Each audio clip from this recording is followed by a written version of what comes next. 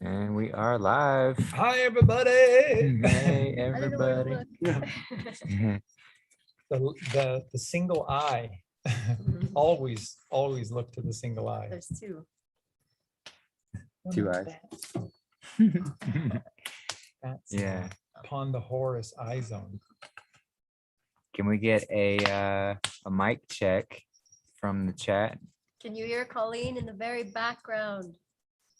How I'm does way Colleen back sound? here. Thank goodness. We are live. Hi, everybody. Can everybody hear Colleen okay? What? It sounds like there's quite a delay this time. I'll just play it myself. Upon the Horus eye zone. Can we get a Perfect hearing. mic? How to, Very background. yeah, they can hear you okay. Just speak loudly. Hi, everybody. We love you. Hi, everybody. We love you. Love you guys. Someone said perfect hearing. I think our chat, unlike most people, have ears and they can listen. Yeah. Wow. Nice. It's a big feat. Yeah. Okay, everybody, welcome to the show. This is episode number 2 of our wonderful, exciting, continual series of the Fireside Chats. And tonight's show, I keep getting the expression incorrect, Justin. So, what is the absolute correct expression? Nothing can stop what is coming. Nothing can stop what is coming. And boy, is that ever the truth, because the plan resides just a little bit north of here. So you have to go to the center of the earth. You would have to go to the crown to be able to figure out who ultimately is controlling the plan, and that is God. So in this wonderful period of time, what we were just discussing before the show is to remind everyone, with great gifts and huge freedoms won come great responsibilities. And so we are smack dab in a movie. A lot of people have come alive through this portrayal of the Figuratively, takedown. literally, Yeah, allegorically. and that's right, in every single way possible. A lot of them have come alive because the movie is designed to be real, and that's why so many began to waver a few weeks ago. That's why Colleen, myself, Justin, and Eugene waded in, and we just sort of felt shows every couple or 3 days were important to just help maintain the footing. And so that's, the show is going to go all over the place tonight, and that's wonderful. It's going to be a real free flow. But that's what we wanted to start with, is that ultimately this plan is God's plan. That has been proven overwhelmingly. And this is the great the great reveal, the great awakening, and this is the uplifting of consciousness. And the last thing I'll say in this intro here, and we'll pass it to everybody else, is this: the basis to enlightenment, which should be everything, is to rise. And just like Colleen said, I mean that in every single fashion of that word, literally, figuratively, allegorically, metaphysically, every single aspect. We need to rise. Climb a mountain, you're rising, you gain perspective, you gain wisdom. So when you fill yourself with light, and that would be virtuous foods, virtuous breathing, virtuous brainwaves, virtuous energy, when you do those things and take no thought for your life, then there has to be thought. So then it comes from God, so virtuous thought, then you will surely rise. And I'll complete it with this. Remember, when we are born into this world, we're gifted a minimum of 1,000 years.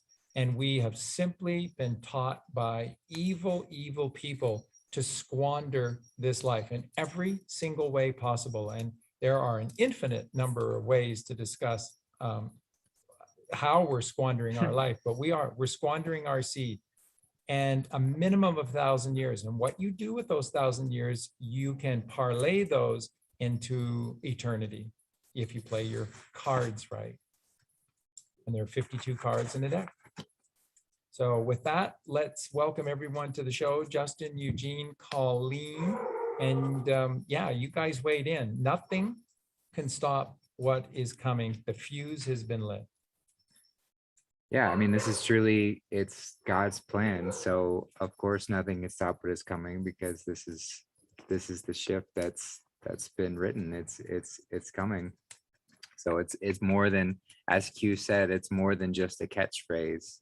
And they were referring to that other organization that potentially at the time, but it's much bigger than that, in the sense that it is more than just a catchphrase. It is the truth of all truths, that there's no real winning from the Cabal's perspective, from that left brain perspective. It's just here to give us something to compare to, a path to separate ourselves and experience what that's like. But ultimately, there is no such thing as separation. Separation is an illusion. So nothing can stop what is coming, because we are inevitably going to go back to harmony, to unify. And that's what this whole process is about, is to unify and get ourselves out of this mess that we've put ourselves in.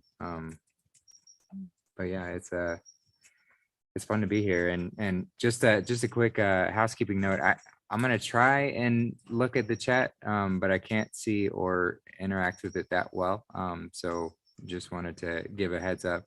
That goes for all of us. We can't really see the chat. from Yeah. here. So I'll do my best if I see something to shout it out, but I'm not gonna interrupt the flow for everyone's questions, and it's difficult to interact with it. So I just wanted to specify that before people get too wild with asking questions.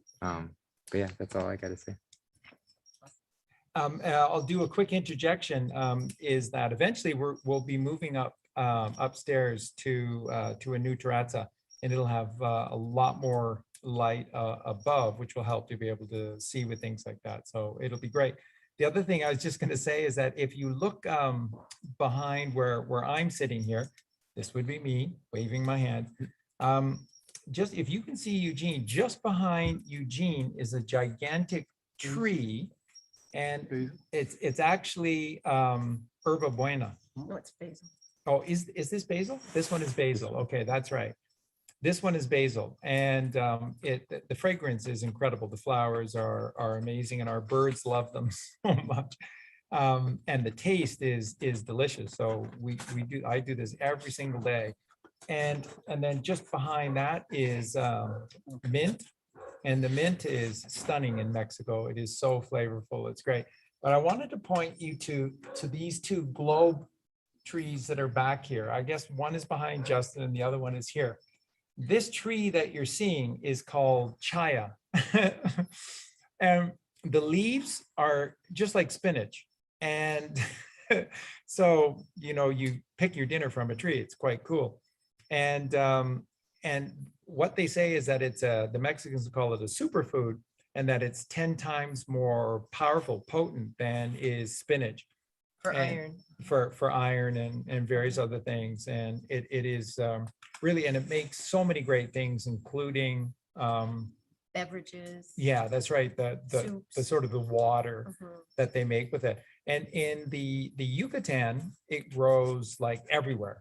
And there are a number of restaurants in the Yucatan that are just completely dedicated to chaya. So everything on their menu is chaya. So Wow. chaya burgers and chaya Ooh, soups and sounds so chaya good. fries and chaya everything. Everything on the menu is chaya. It's incredible. So it's really wonderful. And this is kind of the thing you get when you live within the golden zone. There are all sorts of miracles that can happen when you park yourself between the pineal and the pituitary glands, the Tropic of Cancer and the Tropic of Capricorn. Okay, back to the title of the show. Eugene, Colleen, go. But yeah, no, figure that backing off of what you were saying, the miracles don't stop around this golden zone. And I was really thinking about nothing can stop what is coming, and I agree, nothing can stop the illusion from shattering, as Charlie laid out with all the us hating life for some reason, like society teaching you to constantly kill yourself like quickly and as if that's an enjoyable, pleasurable thing. Yeah. I also think that nothing can stop what is coming also like applies in that sense where nothing like rest can also like put like illusion to rest. So I think it's super interesting how it says nothing can stop what is coming, because in some sense it's almost like nothing is going to stop what's coming. So I thought that was super interesting. I don't know if you guys have anything to comment on that. Like not just that nothing can stop what is coming, like let's say the Trump train headed our way, but also nothing can stop what is coming in a sense where it's silence, it's rest, it's like a I don't know, you see a precipice and you stop the dangerous act you're doing. Yeah. And so in that sense, that's like an observation which comes. God sending an energy and nothing can stop what is coming. Yes. Right. So that 1,000 years of peace or whatever it is that Exactly. supposedly transcends, but we have to do the work, but nothing can stop what is coming Yes, from definitely. God. Yeah, nothing can stop what is coming. We just get to choose our experience within that what is coming. Exactly. Like how as we've talked about how comfortable this transition is, we get to choose how comfortable. We can't, there's nothing can stop it, but we get to choose how comfortable it's going to be or how uncomfortable it's going to be based on our choices here. Yeah, and that brings up a really wonderful point, which is that it will, and nothing will ever change because this is God's creation, and there is one creation, there is one story, there is one truth, and the way we were created in this duality is literally a duality. So everything always comes down to left brain, right brain, left brain, right brain, left brain, right brain, and this is why you must take no thought for your life, because in doing so, when you deny the massive appetite of that dying brain, right? You give it an inch, it takes a mile. That's where that allegory comes from. That's where it comes from. If you give the left brain an inch, it will rule the world. And it thinks that if it waits long enough, it will wear you down. And That's you will be right. back to the way it was before. The status quo, which to the left brain is it's in control, and the right brain is sequestered in its little partition and it's happy running the show amok. But it thinks that it will wear you down. And that's exactly what the cabal out there, Exactly. the ones that haven't been taken down, the minions that are out there, they think that if they just wear us down a little bit. And you know what? Some of them are right. Because some of us are not vigilant enough, and we can be worn down, and we can go back to complacency and allow our power to be taken from us again, and never having maybe felt what real sovereignty, what real essence of who we really are feels like, the magic that we really truly are, to be able to experience that, which none of us have yet, the ultimate of what God created us to be. We haven't gotten to that regeneration of what that feels like, that magnetic, incredible pulsation of love coming through as we're just the regenerated kind man again.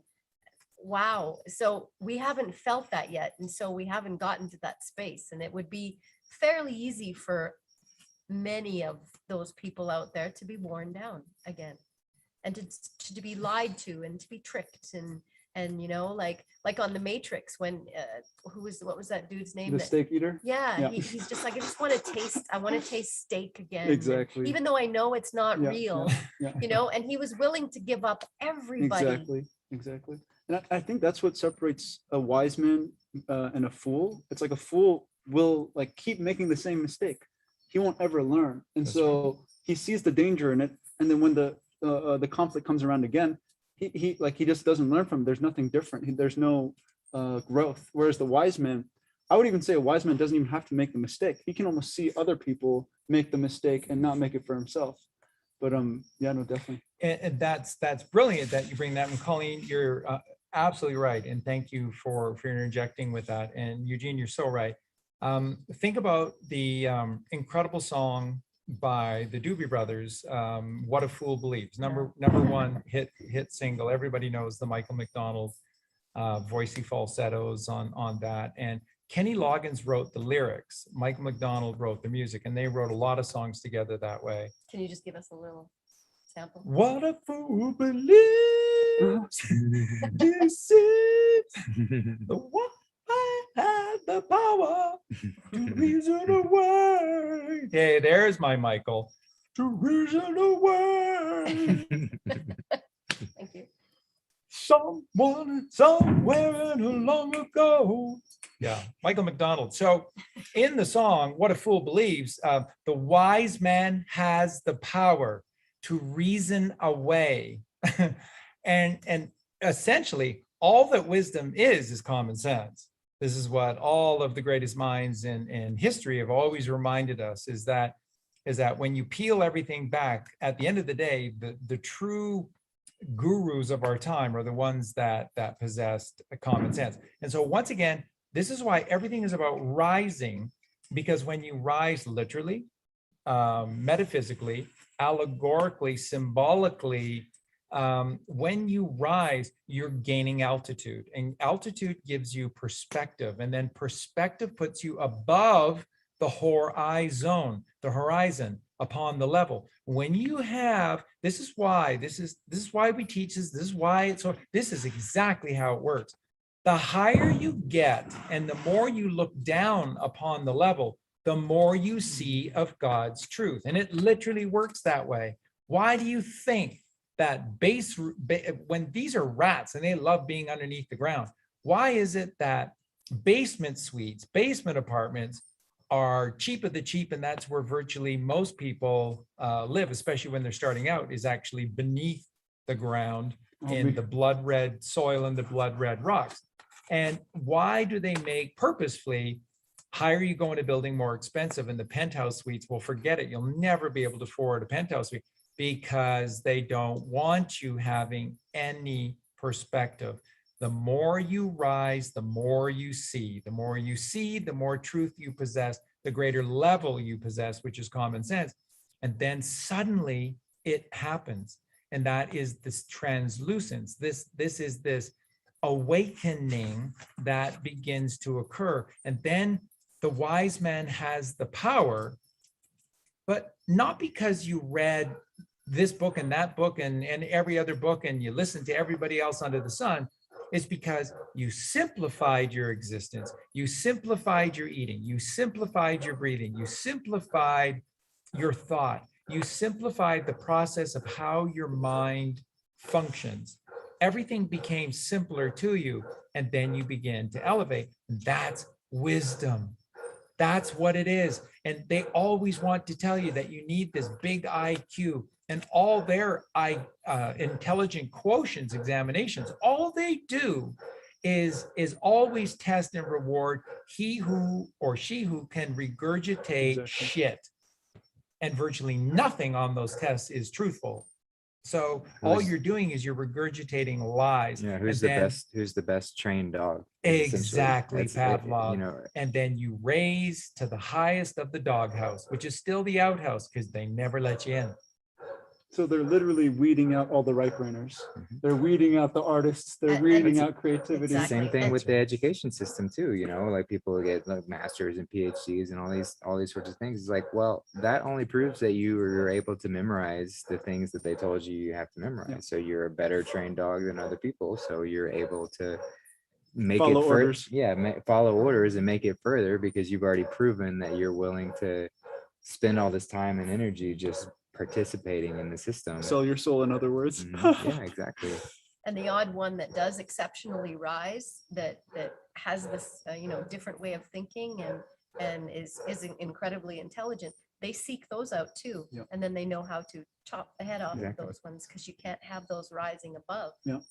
So yeah, it's like, what's the game they play? Whack-a-mole. Whack-a-mole. So whoever's, like, I was gonna say, for the people who rise, like the people who are alkaline, because in chemistry there are only two sides, it's acid and alkaline. So for the people who rise, they just want to get you back down and into your uncles again, so you can just keep going. How can we entice you into a cheese pizza? Exactly. Around the wheel you go. That's exactly right. And don't kid yourselves. What Eugene just said, whack-a-mole is their game, and they've made it our game. And that's why when you go to these circuses, which are carnal events with the carnies at the carnival, and you lose they put all these rides. What do all the rides at when you go to a carnival do? They go around and around and They around. actually make you sick, Yeah. dizzy and disoriented. Because you go around and around and around, and then whack-a-mole is everywhere. Whack-a-mole, whack, whack, And deep fried whack-a-mole. ice cream on a stick. Yeah.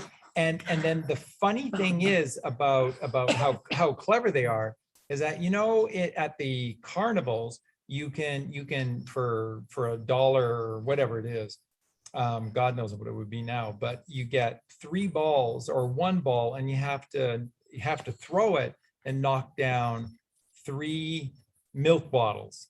And the fine print is that they know about magnetism, and they know how magnetism works. And those 2 bottom bottles are magnetically held to this fake wood looking thing below. Oh It's all metallic. It's an And illusion. It's Mhm. another complete illusion. Wow. You throw and you throw and you feel like you just hit it dead center, and you only knock 1, or you only the other one sort of partially falls, and it never, because it's the game is rigged. The table is tilted. Nobody seems to notice. Nobody seems to care. So, and one other point I just wanted to quickly interject. I showed Colleen this last night, and she was so excited to see it. Remember how I've always been sharing with you is that this community in rock and roll, that these were the people who were writing all of these beautiful, and it's a big group, but they were writing all these beautiful tributes to God and teaching God's creation, that they're connected with one another, and that they're kind, and that they help one another. So there's a video that has been released. I think it's a couple of years ago now, but it's it's a video of Michael Jackson from his home, and he's talking to someone. I'm not sure who it was, but he was talking to somebody on the phone, and he was singing "What a Fool Believes" by the Doobie Brothers, and he was just nailing all of these harmony vocal parts, and he's going, "Yeah, that was me. That was me." And so what we find out is that Michael has been helping all sorts of artists throughout the years without taking any credit for it at all. Because if Michael puts his name to a lot of these songs, then it overwhelms the band, it overwhelms the songwriter, and then it just becomes, well, it's a hit because Michael, had his voice on it. You talk about a lack of ego. You talk about a kind man. That's Michael McDonald, and Michael Jackson. that's Michael. It is Michael McDonald. It's Michael McDonald. It's Michael Jackson. It's it's Toto. It's Steely Dan. It's all of these just beautiful bands, and they're all tied to one another. Because that's what kind man does. We help each other. Yes. Yeah. There's an album and this I mean it's just hilarious. It's so telling. But there's an album that Styx did. And remember, I've told you, I mean, the river Styx comes, directly from Dante's Inferno. And this is how you get out of hell and back into heaven, is this crossing the river. So the river Styx is a very, very big deal in this allegory. And so that's where Styx, the band, took their name from. And their first 3 albums were so literally teaching the Bible that they did not sell a lot of copies. And eventually they began to learn to encode their music and encode their lyrics in the music and turn themselves into more of a sort of a subtle, mainstream rock band. And then they began to have massive success. Styx became one of the biggest selling bands of all time. And so anyone that ever sort of looks down their nose at Styx and their music, no band has paid greater dues than the band Styx, because they are all in with God. And So they're every sticklers. song, they are sticklers for God. And so they did an album, and this was, I think, about 2006, 2007. It is an album of covers. I apologize. I forget the title of the album, but it's released around 2006, 2007. And it's an album entirely of covers. And most of the songs they've covered are most of the songs I've created videos for. Every single song that they choose to cover. And look at who are the bands: The Who, and traffic, and it's incredible. So just all of these Gnostic bands, they choose to cover songs, and they chose the most Gnostic songs, the Allman Brothers, and just it's a tremendous album, and it's a tribute, and it just shows you in plain sight who they are, what they represent, and that is celebrating all the bands that taught God. Yep, rock and roll is roll the rock. So thank you, Michael. We love you, Michael. We loved you when you were little, Michael.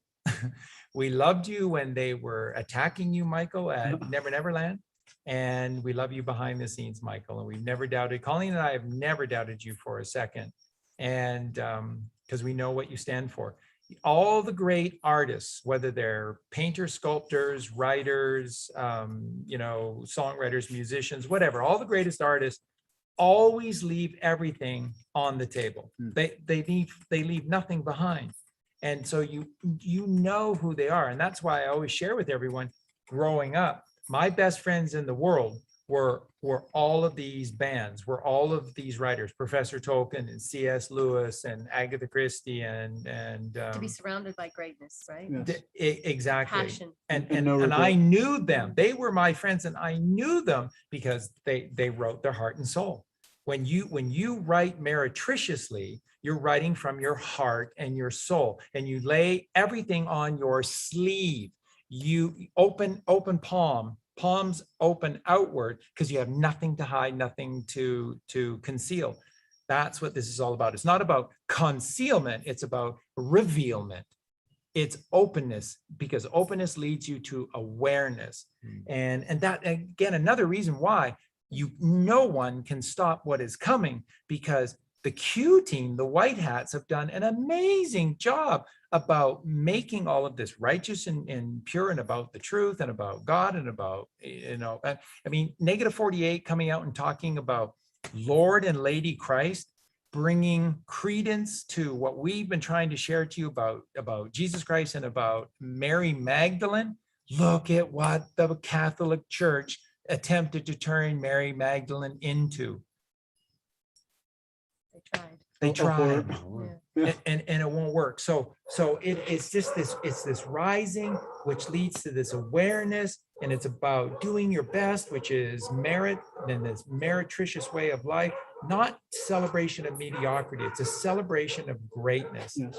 And so, okay. Yeah. And Colleen was saying kind man helps, and like meretricious, and you were saying common sense. So I think this is like a revival of common sense, like this great awakening that's happening, because everyone has been so desensitized to just like the most like weirdest perverted things. And like you were saying, it's so lavish to kill yourself early, it's just so backwards, like how people are thinking. So I think it's just like it's a correction, and we're coming back to our senses kind of a thing.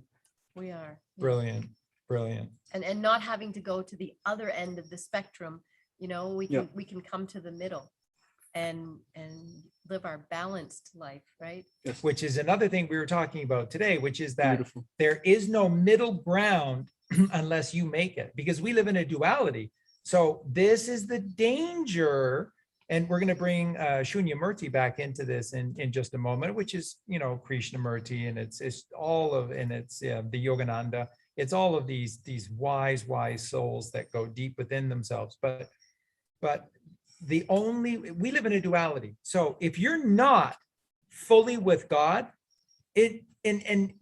for decades, and maybe for a millennia, you've been able to sort of straddle both sides and play a very dangerous game of calling yourself, a Christian, or calling yourself godlike, but virtually everything you do in your life has become a satanic ritual, because you're all in.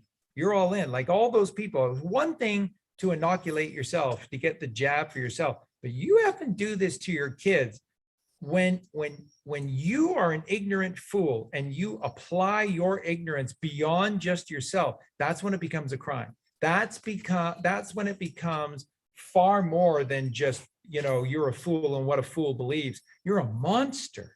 You're a monster when you're forcing this upon your children, and especially babies, who if they, and again, most children, when you introduce them to the concept of meat, nobody likes to talk about this, but virtually all children, when you introduce them to the concept of meat, what will they say?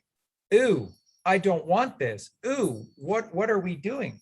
Ooh, I love animals. No, but you have to eat them to go, and if you don't eat it, you're going to get a time. You're going to your room and you're going to stay in your room. And then, when I So let you out, you have to come back. So your you're children. terrorizing your children to eat meat. But And what it's you're- the worst thing for you. What the cabal knew is that they could turn us all into reavers. Yes. So we become the monsters, Exactly. the very monsters that they are. And we would do it to our own children. Yeah. That's the disgusting part. They And have, they have quickly, to do that They have because to. because Yeah. there's not enough of them and there's not enough influence Yes. without. So Yes. they have to trick us into being the ones who spread that same sort of filth. And that's the disheartening thing, that we're sitting here and there's very few people that hear our words, because the majority of them are very close to the full transformation of becoming the monsters that they don't even know How that far they they've have to gone. wait, that they have to wake up from. And this couldn't come soon enough for me, this great awakening, because we were on the brink Yeah. of many of us not returning to humankind again.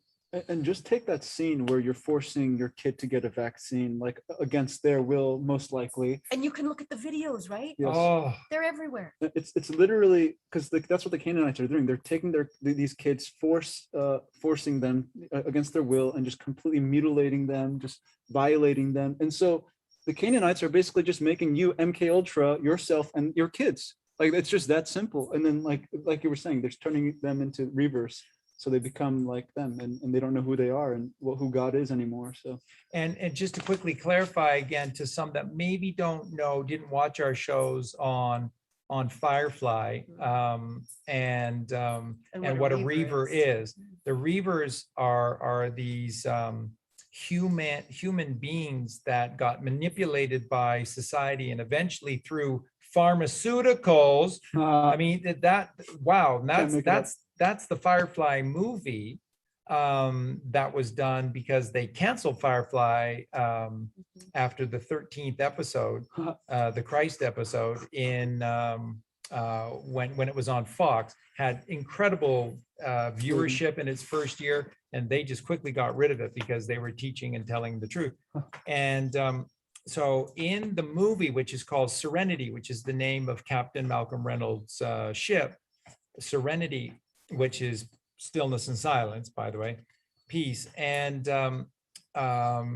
in that movie, the focal point to the movie is that something is radically wrong. And they went to sort of, get to the heart of what it was. And they found out essentially where these reavers came from. And ultimately it is from many, many things, but the final straw was these pharmaceuticals. And we gave it to them we just wanted people to be more tranquil and easy on themselves, but it turned them in. So if you look at how a reaver is spelled, R-E-E-V-E-R-S, reavers. So it's an anagram. And out of reavers, you can make, as Justin was saying, sever or severe. But the key is reverse. Reavers are reverse engineering. So you've heard this before, this reverse engineering. That's what they have been doing to you, to us. This is what's been going on, is societal reverse engineering. And it's all done, not genetically, epigenetically, epi, above the skin. So it's your environment that is doing this to you. And so we are becoming reavers. That's what Colleen is referring to, saying this couldn't have come soon enough, because the vast majority are just so close to becoming completely zombified, which is purely satanic. And again, for most of them, they're not evil at their core, but they're so far asleep. It's just puppets with a puppet master. And the master controls them through frequencies, because as Nikola Tesla said, everything is energy. So therefore everything is frequencies, vibrations and pulses. And so, and remember, frequencies are just numbers. And then all of a sudden negative 48 comes up and all he's talking about are numbers, because everything is energy. You at your core are an energetical being. So how you align yourself will determine whether you are awake or not. And Colleen was playing me a little bit of negative 48, Justin, the other night. And it was funny because, and I just applauded him so much from the sidelines, because there were a lot of people that were calling in, asking questions and saying, and thank goodness I'm so awake, and thank goodness that I'm aware now, and thank goodness. And every time he's going, well, you're awakening, and you're learning to create awareness within you. And he's correcting them because as what we're attempting to say, until the light comes on, until you put oil in your lamp and the light comes on, you're not truly aware. So it's not, again, that's not looking down the nose, because God loves a trier, but until you light the lamp within you, that's awakening. And then you just know these things, and then they come to you, and then you can speak a little bit, because it's just downloading to you in real time at hyper speeds. How about the song that I put up a couple of days ago from Chicago, which is encoding the necessity for meditation in the song 25 or 624. And again, in that song, they're praising the necessity to sit cross-legged, cross-legged on the floor, 25 or 624. So again, all this reference to stilling the mind, controlling oneself, slowing the pace of life down, and starting to become the observer. Observe what's going on, see what's happening behind you and what's ahead of you. And then you begin to gain perspective. And as soon as you gain perspective, you begin to rise. And that's where wisdom comes from. So hopefully that has inspired everyone else to go on a big run. Well, well, I mean, we talk about reavers and this progressing zombification. Yeah. And we've discussed this before, but that's why this plan has had to have been so meticulous, yes, and so thorough, because if the switch is activated, if it didn't have to be this way in 2016 or earlier, they would have gone ahead with it. They would have announced everything. They would have said military's in control and gone forward with it. But because we were so far inured with this disease that was spreading and this zombification, that if they had activated that plan too early, then far too much of the population would have awoken to this rage mode, where they would have turned on anyone who was speaking the truth, anyone who was threatening their very existence, well, not their existence, but their left brain's existence. Exactly, which would have been Donald Trump, right, Justin? Yep, exactly. He would have been the poster child. It would have been, if they'd have done this the way that you wanted them to do it, people would not have believed the video images and the documents that would have been released to prove what is going on. They just would have said that this is a Hitler-like, stormtrooper coup d'etat of American democracy, right? Which of course doesn't exist. It hasn't existed for the longest time. So, but that's what would have happened. So when you wonder why there's a movie, why this plan has taken time, I think it's moving at actually quite a fast pace. But the reason, as Justin is saying, is because if they just tried to bully this through in 2016 with Trump, remember, just 3 days after Junior's plane went down in '99. So this is like July, sometime around July 20. Donald Trump went on Larry King. And he basically announced to the world, he announced that JFK Jr. is alive because there was a letter that was postmarked after his plane supposedly had crashed. I don't know how JFK Jr. did that, if he was in the plane and died, but Larry King pointed that out and very few people Donald Trump pointed that out, but very few people chose to hear it and see it. in plain sight. But he announced his presidency on that show, and he said, "I can't tell you which presidential run I do, but I'm announcing that this country is so far gone, and I love this country so much, and I feel like I need to do something to shift this imbalance of evil that is existing within the United States." And that's exactly what it's done. So since 2000, they've gone out of their way to portray Donald Trump as a nut. And by 2016, 50% of the population, that's exactly what they thought. And probably more than 50% earthwide, more than 50% probably just instinctively didn't like or didn't trust Donald Trump. That's because you're programmed. That's because you were programmed. We all felt that to a degree. So no one's looking down their nose at you. We're all affected by their programming, but call it for what it was. They were programming against Donald Trump. Why? Because they didn't own him. Why did they do what they did to Michael Jackson? Because they didn't own him. And it tells you that they didn't own him, because if they'd have done this, Michael Jackson would have just said, "Hey, why are you attacking me? I can give you names, locations, dates, addresses. I can give you details up the yin yang of all of these children at all of these different houses." He didn't do that because Michael Jackson didn't know that. That's why certain people get attacked. Mel Gibson, right? Suddenly Mel Gibson is just a huge drinker. Do you remember Cary Grant in North by Northwest by Alfred Hitchcock? Hitch was showing us how the elites destroy you, right? You know, show up, hit you over the back of the head, and then they Get a couple of guys to force down a bottle and then put you in a car and say, "You go to town." That's right. And he's just drunk out of his mind, Yeah. trying to get to town because he knows what they've done. Yeah. And you end up crashing your car and drunk driving. That's right. And then the media chimes in and they never let it go. Maybe he never killed let it go. somebody. Yeah. Just all sorts of things. Yeah, but it's, going back to the fact that this plan had to be so thorough, because if activated too early, it would have been disastrous. It's really important to remember that. And so for anyone who continues to ask me or anyone else, like, why would Trump allow all this stuff to happen? Like, why is this playing out? So people are suffering and stuff is happening and people are getting hurt. And if you're asking those kind of questions, you're failing to look at it from the right perspective, from that high perspective, like we talked about at the beginning of the show.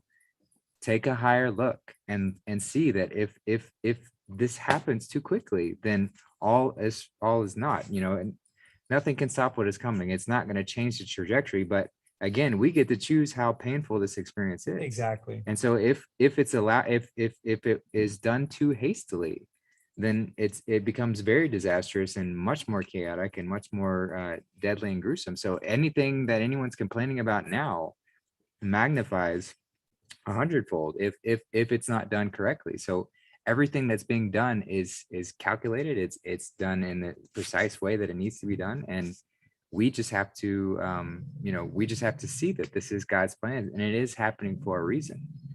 So let go of that fear. Let go of the fear that, oh, it's not happening on my timeline from my limited perspective, so it must be false. Hey, and Justin, how about I want you to speak to this as well, but the proof in the pudding is now everybody got set upon with the release of this nonsense COVID thing in March of 2020. But look at who pushed back and look at who's not getting these horrible lockdowns and who's not being tormented in the streets, and you can't go. Look at countries like Germany, look at countries like France, and look at how things have gotten so much better in England since everybody started standing up for themselves. And who is still getting tormented up the yin yang? Canada to a degree, and then New Zealand and in particular Australia, because that's showing you the top 10 of who has capitulated to the cabal, who's all about the materialistic plane, and who doesn't give a shit about God. Did y'all see the video about the Aboriginals and the tribes that are standing up in Australia and saying, we are united with you, brother, and we are sovereign, and you can come under our sovereignty and be protected. It's just like, wow, I was in tears and just listening to that whole. Exactly. And then I said to Colleen, and then Colleen's like, exactly, higher minded people, which is what Justin's talking about. So what first thing I said was, and that's hilarious, because these are the Aboriginals in Australia saying to the panicking materialistic white people, saying that you can come onto our land, you can be safe and have protection under our sovereignty, because we don't recognize their queen and their lies. These are the same people that have thrown the Aboriginals in Australia under the bus, under the tank, with grenades tied around their ankles. And then how do the Aboriginals pay them back? With love, with Open kindness, arms. with open arms, with a higher mindedness, What which he is actually exactly said what Justin was was, saying. now you Australians see how we felt for 200 and some years being treated by these people. Wow. Now you're being treated the same way, Trauma. and we will stand beside you. And I was just like, just crying, because it's like, oh my Yeah. God, Mm. thank you, right, Yeah. for that amazing. Lesson, because that's what we're all going to amazing have to lesson. do. Yeah, it's true. Which, yeah, it's like we're all experiencing the karmic repercussions of our actions or inaction, whichever it is. Complacency, not choosing, is still a choice, and we've discussed that before. So if you're pretending like, oh, I'm just not going to worry about things, it doesn't affect me or my family, then I'm just not going to worry about it. Well, that complacency, that not choosing, is what allows it to get to this point where all of a sudden you're confronted with the repercussions of your actions or inactions. And Where they're that's coming for you for the FEMA camps. yeah, exactly. Yep. Yeah, Suddenly you're dialing up someone who can help you, and there's Right. nobody there. because God was always presenting you with things to learn those lessons without the need for the drastic, all in your face smack on the head. But you chose not to. You chose not to learn the lesson. You chose to experience it again. And every time we experience a lesson over again, it gets worse and worse and worse, because God is just trying to be like, hey, get back on the path. And so we've gotten so far away from the path that our lesson had to be so huge. It had to be massive, and it had to be painful, and it had to be very shocking. And we chose this. And so we have to embrace that and work through it and move through it. There's no bypassing it. There's no getting around it at this point. There's no sweeping it under the rug.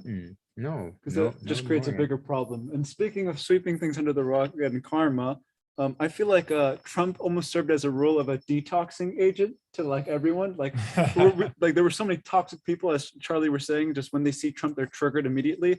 Well, because they're intoxicated. So when Yes. someone comes and tries to give you balance, which is literally the opposite of toxification, because it's an imbalance, and everyone's like, no, we don't want that. And balance is literally justice. So they didn't want justice. They wanted to live in this, immoral, completely satanic world. And negative 48 says something interesting. He said, like, let them do their dark acts in the open, because now the light is on it. So it's dark to light. Like it's just in plain sight. Like they're just showing you how deprived they were. So yeah.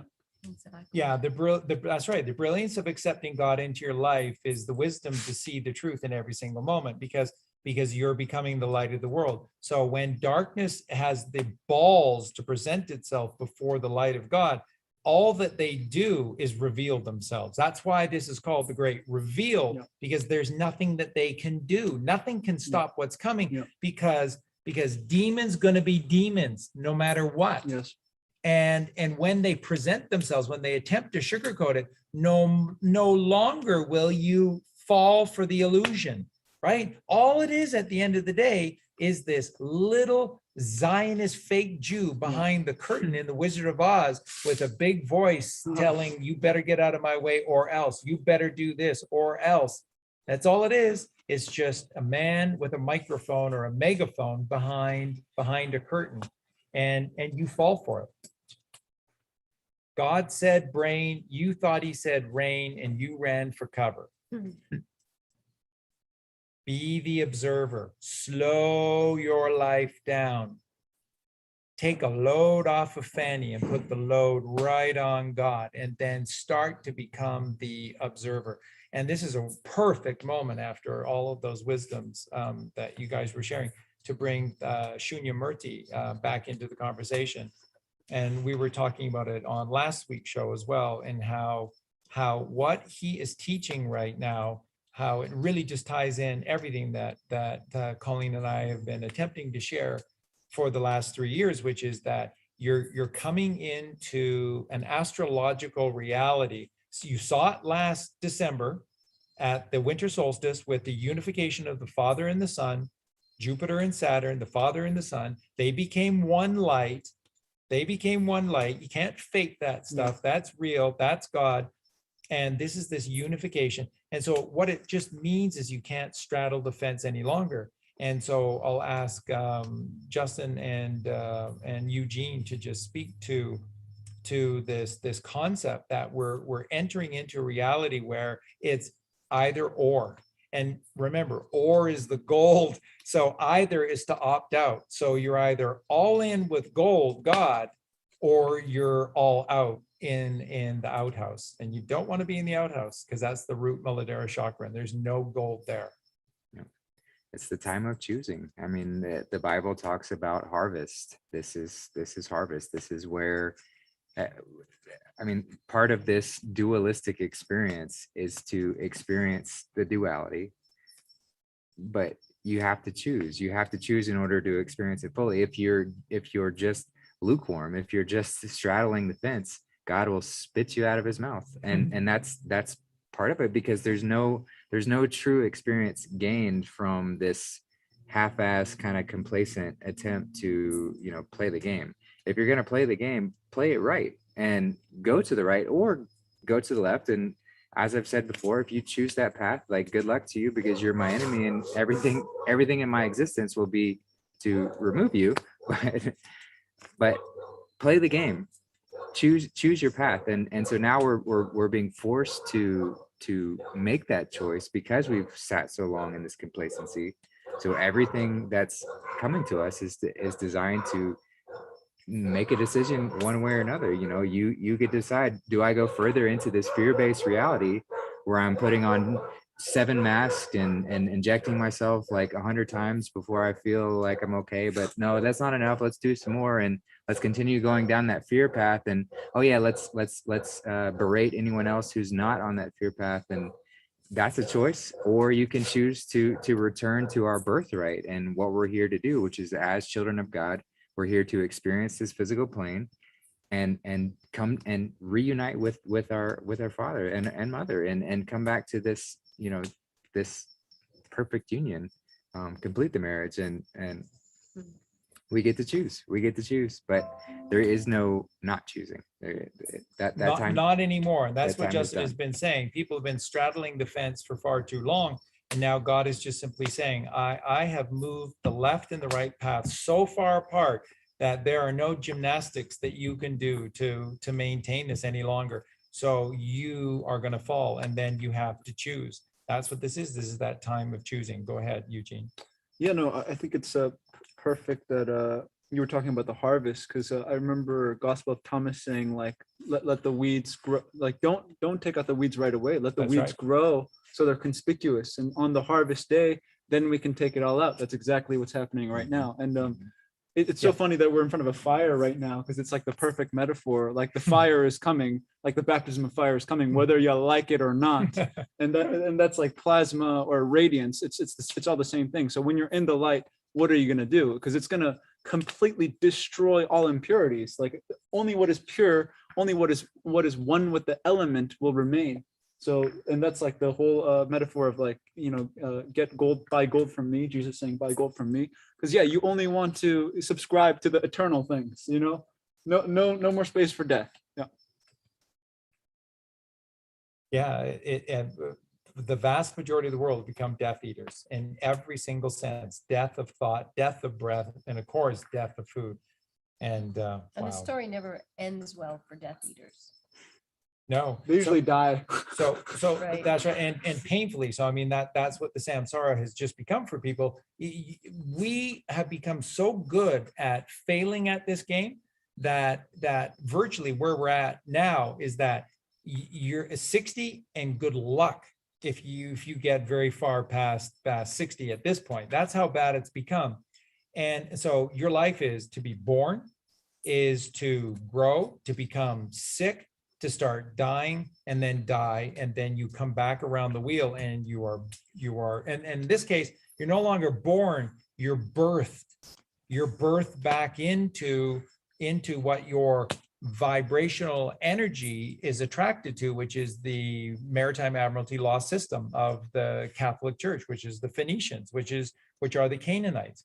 So that's all that essentially mankind has done. They've been no longer mankind, we've become human beings. There's no way that human beings can be the correct expression for us. It's just a colloquialism that we've all taken to, that somebody put in our mind to use. Because you look at ancient texts, they don't call, if you go back and do this for yourself and you read from every culture, they don't use the word human. I've never seen the word human used in any of these ancient writings. It's a modern construct. And if it's a modern construct, the Cabal created it, guaranteed. And there's no way that we are human beings, because that's a mask wear. Those are shades of gray instead of black and white.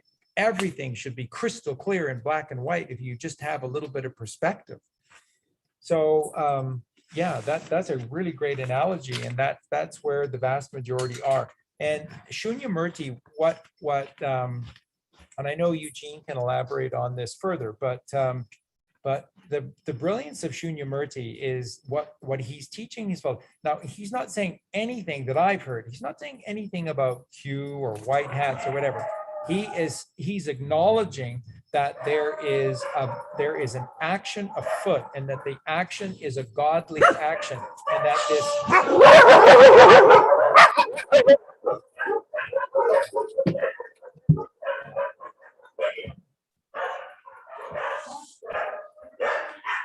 Eugene just went to get some more firewood, and the dogs went with him.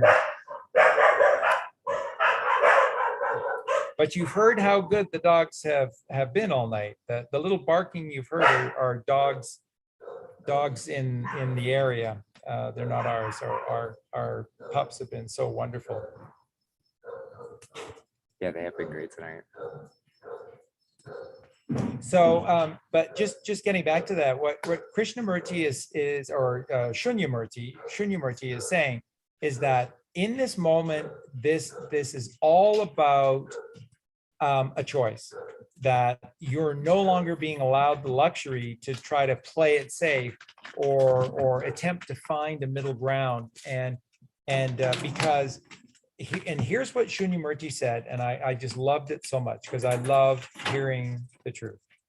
And so what he said is that if you're not, and it's always been this way, but he said it's just accentuated now, and then there are consequences right now. You're making choices that are going to affect you for 1,000 years. So what he's saying is that if you're not, choose wisely, because if you're not all in, and this is the thing, right now, God is saying to you, I'm forcing you to be all in. So you're going to make a choice, and then you're all in with the consequences of your decision. So if you're not all in with God, then what Shunyamurti is teaching is that you're all in with Satan. And Satan is only the absence of God. Yes. And the miracles end, and the divinity and the beauty and the righteousness and the purity ends. And this is where children become a food source for a Kabbalistic ruling class. See how this all works? Everything is energy, and the consequences to low energy are horrific, horrifying, because energy is everything. So it permeates everyone and everything. And this is why we find ourselves where we are with these darkest and darkest and darkest of secrets that are now coming to the light, and everyone is repelled by it. So this is that moment. If you don't cast thy net to the right and go all in with God right now, you're saying you're all in with Satan, and that will affect you for the next 1,000 years. This is what the book of Revelation was teaching. It was profoundly teaching that you have a choice to make. That's what Revelation is all about. And it's saying in this New Testament, we showed you the way with Jesus Christ, and now it's up to you. Yeah, and I was talking to a friend earlier about this, and yeah, this is just perfectly aligning with Murti, that this whole satanic thing is a worship of a fragment. So Oh, you're brilliant. so enjoying being a certain like part, like you would say 1 degree of 360, that you're just, I don't know, you're rooted there, you're stuck there. When in reality, there's all this other leeway. There's the whole truth. There's the holistic realm where you can hang out in. And yeah, I lost my train of thought.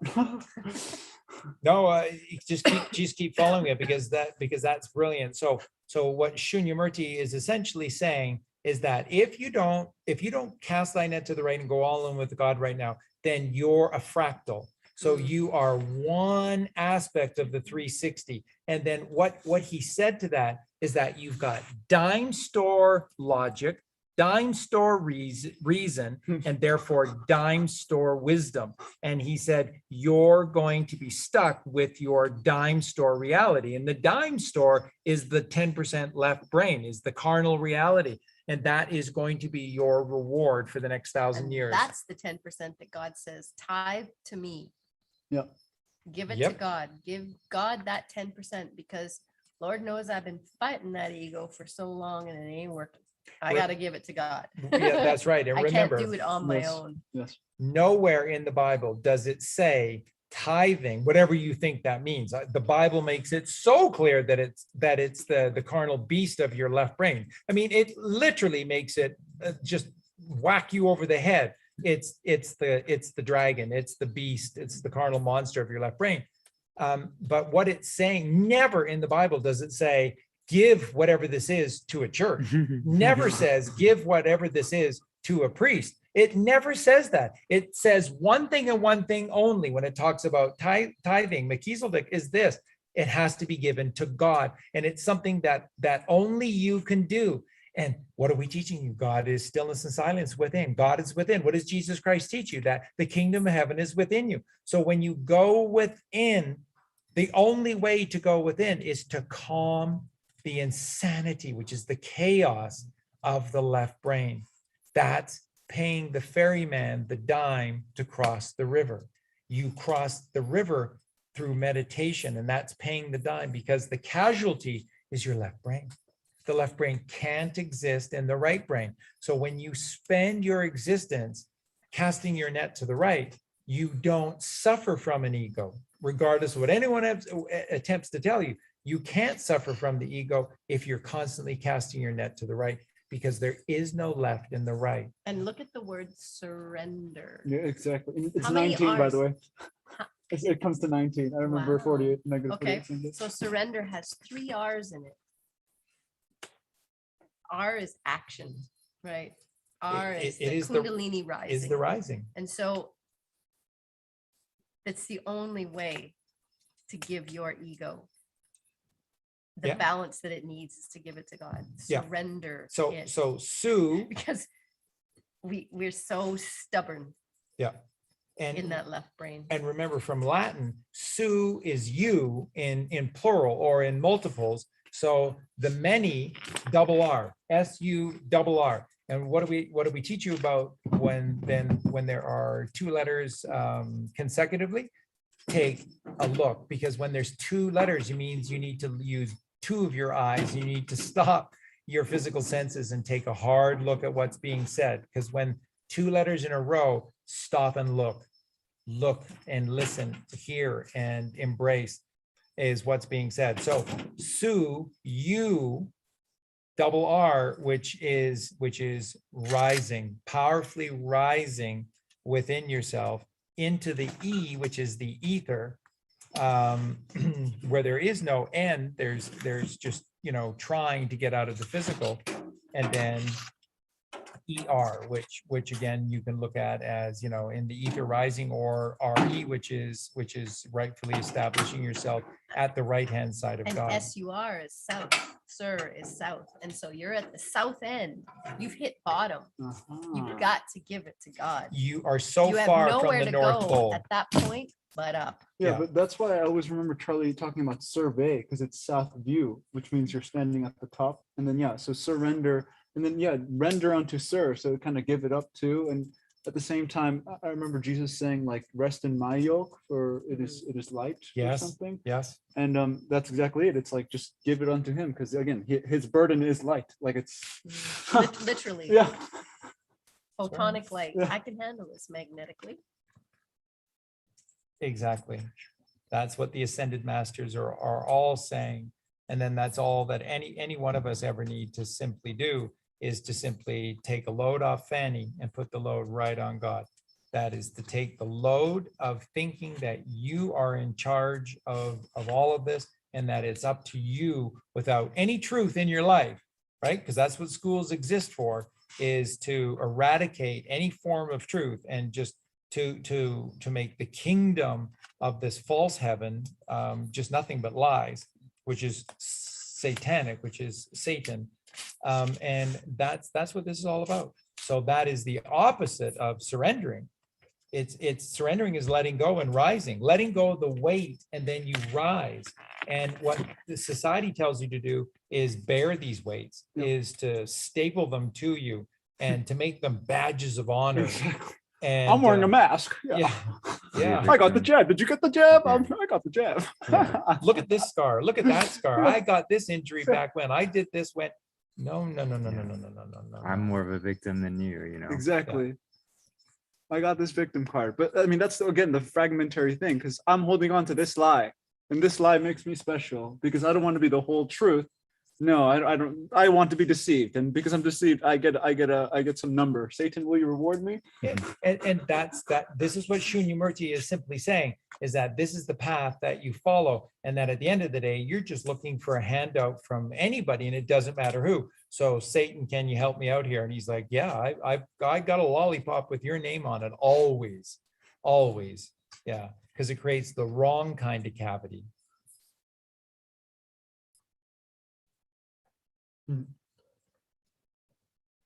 Okay, continue. Come on.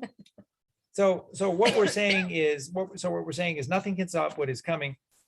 What is coming is this choice. So let's just make this so clear. The Cabal have been taken down, but evil lingers. Evil lingers. Why? Because what did Nikola Tesla say? Everything is energy. So Evil grows in the cracks and holes, and lives in people's minds. exactly, because it can't go anywhere, because we live in a self-contained unit, Yeah. whether within ourselves or within this earth, however you want to look at that, as above, so below, within, so without. We live in these controlled systems, these controlled environments. And so you have to eject by rejecting the darkness within you and filling it up with light. And that's how you do it. The moment that you reject what you were and the pain body that defines you, and you just simply say, no, it doesn't matter who I was yesterday or even a moment ago, it doesn't matter. All that matters is the now. Who am I now? And all I know is that God is the creator.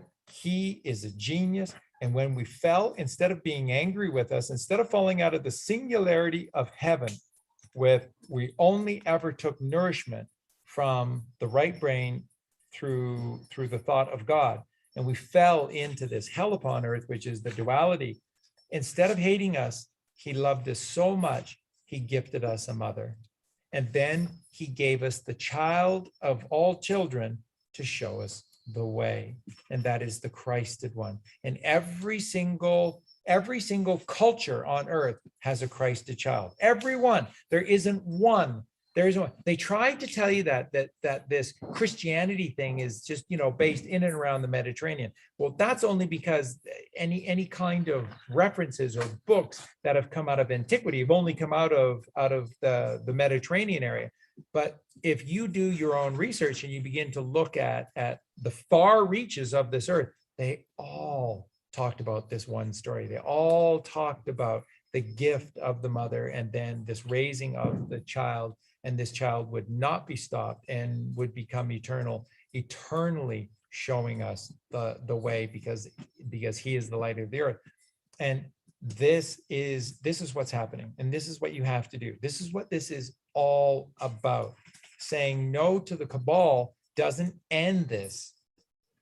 If it just starts this process, and the process is eradicating evil from the earth. And there's only one way to do it: take no evil thought, because every action comes from your thought, and every thought comes from your brain waves, and your brain waves are determined by your breathing and by your food. It all starts with the building blocks, which is what we've tried to focus on to help you. What is the solution? It's just right core, basic building block kind of stuff. The food that you're eating needs to be righteous. You think killing an animal and eating death to have life is righteous? You think Mother Earth is just so thrilled that you're participating in a system of meat, dairy, and eggs that's now controlled. Don't kid yourselves, it's controlled by one company, but they show you five main companies that own all of the slaughterhouses now in the United States of America. So you have this tiny group that is giving you meat, dairy, and eggs. And when somebody says something different, they spend their vast wealth in the media to just attack and make you look like a kook or a lunatic. And I'm just hoping it's the Great Awakening that everyone will just take a look around and just go, turning their stomach at the fact that they're eating a piece of ham or somebody's body part. or a Pop-Tart. There's nothing in a Pop-Tart that's real. Nothing. You think the jam that's inside has any kind of life, whether that be a blueberry or a raspberry or a strawberry Pop-Tart? There's no strawberry in there. Only a name alone. Yeah, there's no strawberry in there. Everything is fake. That's what processed foods are. Natural flavors. Yes. And that, Negative 48 was saying that there was some sort of a red dye that people were putting in foods, right? Yeah, It actually came from a beetle. It's the guts of a beetle. And that's still exactly what it is. It's called carmine or something. Carmine. Yeah, it's so when you look in your ingredients and you see something that says like carmine, it's the red guts of that beetle. And that's what people are eating for flavor enhanced. And a lot of there's another one, the beaver anus gland is another one that's a natural flavor, and they can say it's natural because it comes from the anus and gland they've of a spent beaver. how many years trying to find the most disgusting things to put in our food to make us the most disgusting, vile creatures that we could be. perfume. It's all the grand conspiracy. How far can we be disconnected? But we're the conspiracy nuts. Well, it's all coming out, people. And so, you'll see what we've been eating and you'll be disgusted by it, I hope. I hope so. Some- Or you yeah. can choose to go deeper into it, and bravo, or Well, then we'll have a breakaway society. have and fun we'll with no that. longer- have fun with that. Yeah. But That's not, right. not me. And some might remember, but this is I think about 2 years ago, but I posted an article about what gelatin is and how virtually all processed foods use gelatin to stabilize. So if you've ever eaten ice cream, you've consumed gelatin. Anything that they need to coagulate, gelatin is a key role. Remember, I did that article on Facebook about what gelatin is, where it comes from, and what the process to make. And I had no idea at that point what gelatin was. Like, the gummy bears, you always think, because they're the fruit flavored gummy bears, you can get the vitamins for your children. You're like, oh, that will be good for my child. And then you discover and then you watch them in these large vats with all these animal bones and skin, and they're stirring it, and the gelatin is coming to the top, and you're just like, Yep. that's Jello.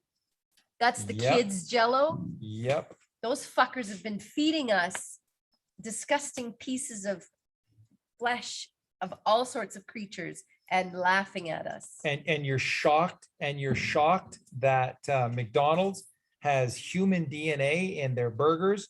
And wait till you find out. I did a thing on Facebook as well about Taco Bell. Wait till you find out about Taco Bell. And remember what I said, if you've eaten hot dogs, or if you sausages, or if you've eaten ground beef, you've probably eaten human before. Because they've been putting in it from essentially from day one. And Taco Bell make a run for the border. That if that isn't code for pedophilia and child trafficking, I don't know what is. And look at the Taco Bell logo over the years. It's pedophilia and child trafficking 101, all their symbolism in it. And so what has been coming out over the last 20 years now? Taco Bell, people in their food, people in their food. Told you about Soylent Green. The reason that they did that movie is to show you in plain sight what they're doing to you. So thank God for this awakening. And as Colleen said, it couldn't come a moment too soon. This was left to, in my opinion, to the last second. It truly was. And we owe not just a debt of gratitude. We owe everything. We owe everything to whomever the architects of this are. And I can tell you that when you find out, and I don't want to get into great detail about this tonight. When you find out who the true architects on earth of God's plan are, you're going to be blown away. And remember what I've shared with you all along. When this finally kicks into full motion, there will be no doubt left that God is real, that God is our creator, that God is all powerful, that God loves us, and that this is God's plan. There will be zero doubt. And I'm not just talking about those that are here, obviously, will know this. I'm talking about all of the Canaanites as well. Everyone that chose and chose poorly, they're going to know. They're going to know. This is what the book of Revelation teaches you. You are going to know the consequences of the decision that you made. That's why Revelation talks about 1,000 years of darkness, 1,000 years of darkness. And it is true. And and none of us have anyone to blame but ourselves, because at the end of the day, it's all about sovereignty, because we are sovereign beings. Now, Eugene, do it for us. Break down the significance, the holy significance of the word sovereign. Let's see. So, I mean, as we talked, the sine wave and then S over. So the sine wave that's over, and then reign, which is like to rule. Yeah, I mean, I guess it's, I see sovereignty as owning yourself. So it's an own is an anagram for now. So when you're sovereign, you're not kind of caught in a past contract, which means you're present, like you're here. And so you're kind of in full control. And also what goes hand in hand with sovereignty is responsibility. And I know we were trying to get into that. And responsibility is the response of Abel. And I think that's exactly it. It's like, I don't know if you have anything to add to that. Well, you brought up a really, what you're saying is correct. And you brought up a really great point with using the sort of the anagram of own into now. But you see, you ever notice how with theater, for example, which became the first sort of art form of visual entertainment, how the tradition was always in 3 acts? And why are so many things always done in 3 acts? And that miracles always come in 3s: Father, Mother, Child, hallowed Trinity, Holy Trinity, hallowed Trinity, Father, Mother, Child. But take a look at the miracle of sovereignty and no longer being owned. So here's the miracle in 3 simple steps. You're owned by the ruling cabal, to waking up and living in the now, and then you've won. Exactly. The 3 miracle words telling you the whole game, the one story, and why you exist is to stop being owned, to live in the now, and then you've won. It doesn't get any simpler. I mean, we've literally broken it down for you into 1 3-letter word, the miracle of 3. Stop being owned. You're a debtor when you are owned. God made you a creditor. You possess the treasure of treasures within you. So really, it's the Holy Trinity of the one. Yes. That's exactly Yeah. right. When, So when, it's the one. when, Neo. when the now is twisted, you become owned Exactly. because it's all Exactly. just twisted around. It's the Exactly. same letters. But yeah, so you were saying one, and when you're victorious as in one, but also when you're one, and you're only living when you are one. Because if you're not one, if you're not united within yourself, then you are degenerating. You're not living. Yeah. So Why are you suffering? Too many minds. Too many minds. What was that ridiculous? They had Tom Cruise ruin the movie with his appalling acting or attempted acting skills. But Which one? that's the one where it was about the samurai in Japan, The and Last Samurai. was it the Last Samurai? I believe. And he was hired to, to help build a railroad and to bring down this ridiculous relic known as the samurai, who lived by the Bushido. And the Bushido are the 7 heavenly virtues, by the way. And that's why Japan's flag has always been the rising sun, because every day when the sun rises, they go with it, because they are a godly nation. That's why they were with Adolf Hitler in Germany in World War II. And that's why they were destroyed by the Cabal. And, they dropped a nuclear bomb on Japan, because they have to destroy centers of godliness on earth. They absolutely have to. And so it all looks, but now look at the word one, and we talk about one in the miracle of 3. So we just did the miracle of own to now, and then you've won. And now look at the one. When, as Eugene and Justin were both saying, when you are you remove too many minds, which would be the left brain, and you just come to the oneness of stillness and silence and knowing with God in the right brain. When you have one, then you're new. That's why Jesus Christ is always associated with the word new. That's why he's in the New Testament, because he's resurrected. R-E is new, is to be reborn again. So re is new. One leads you to neo. So let's look at these 3 words. When you go to one, you become neo in the matrix, and then you live for an eon. yeah, I was thinking that. There's your miracle of 3 words, and the miracle of the 3, the Hallowed Trinity again. So when you go to one, you become neo. Neo is just simply code for Jesus Christ.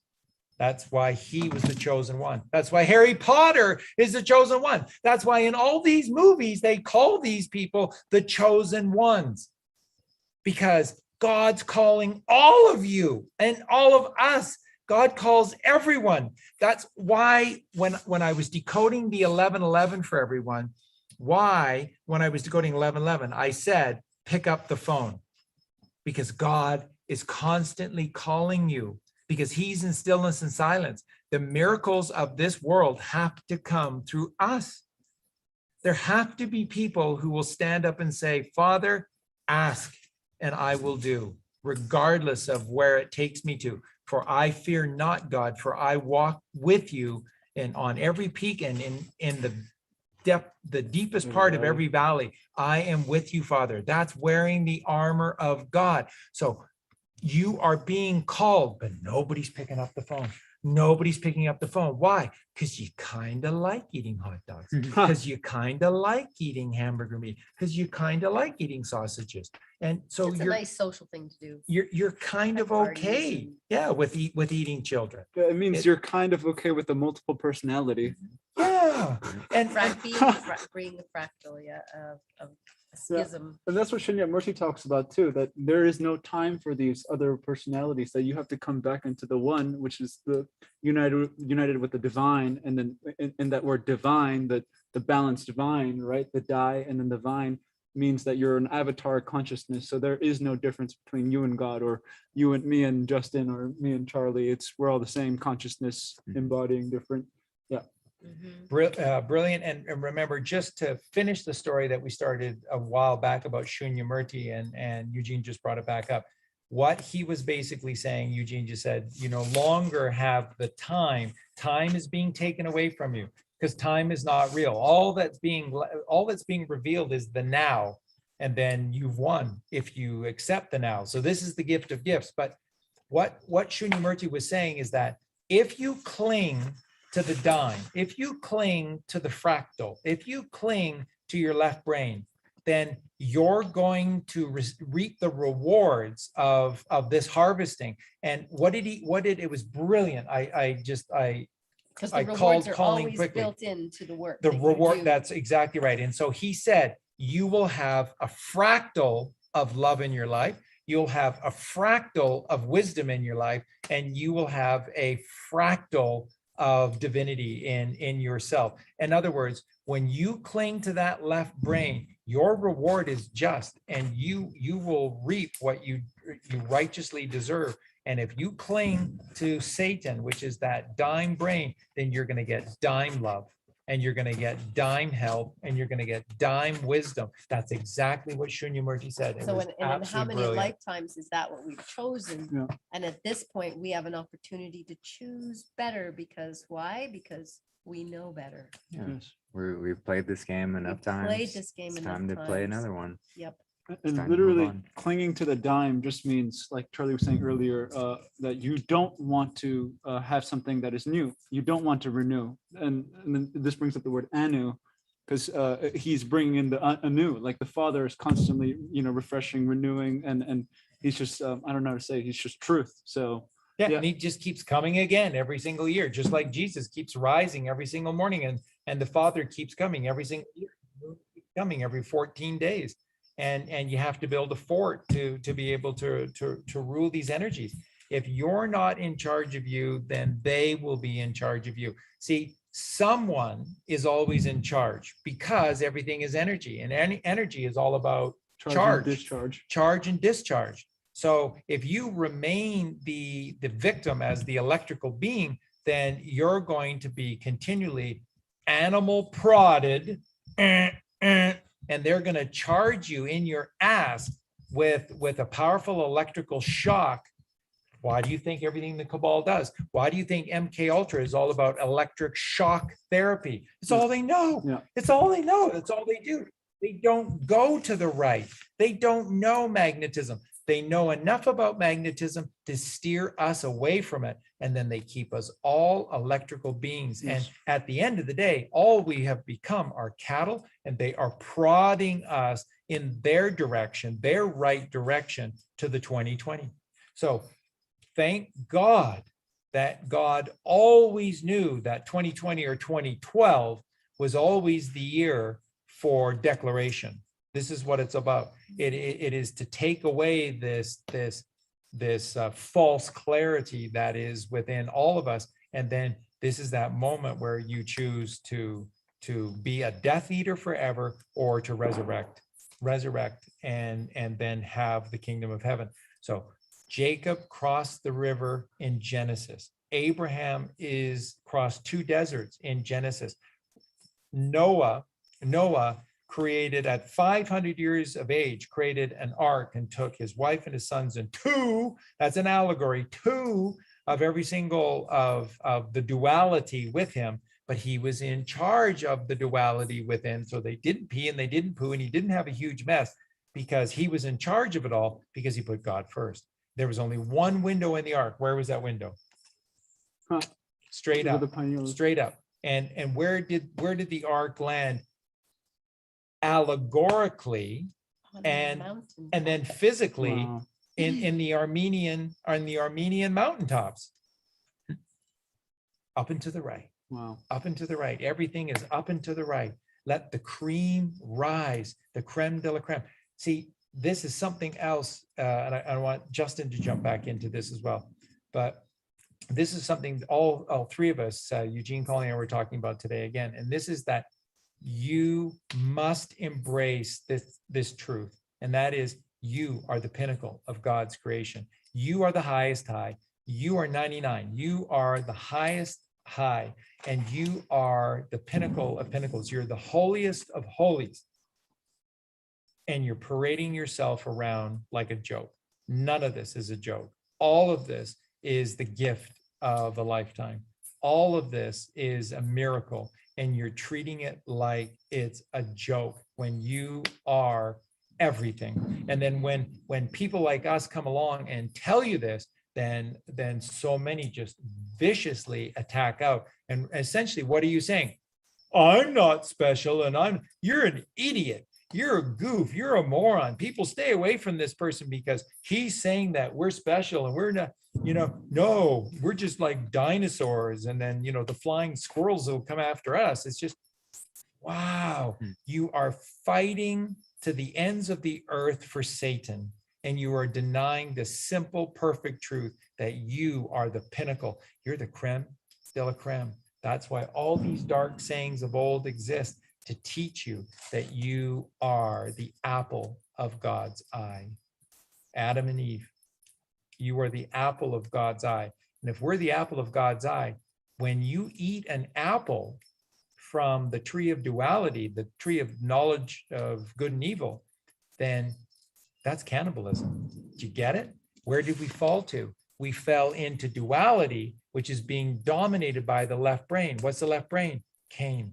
What did Cain do to Abel? He cannibalized Abel.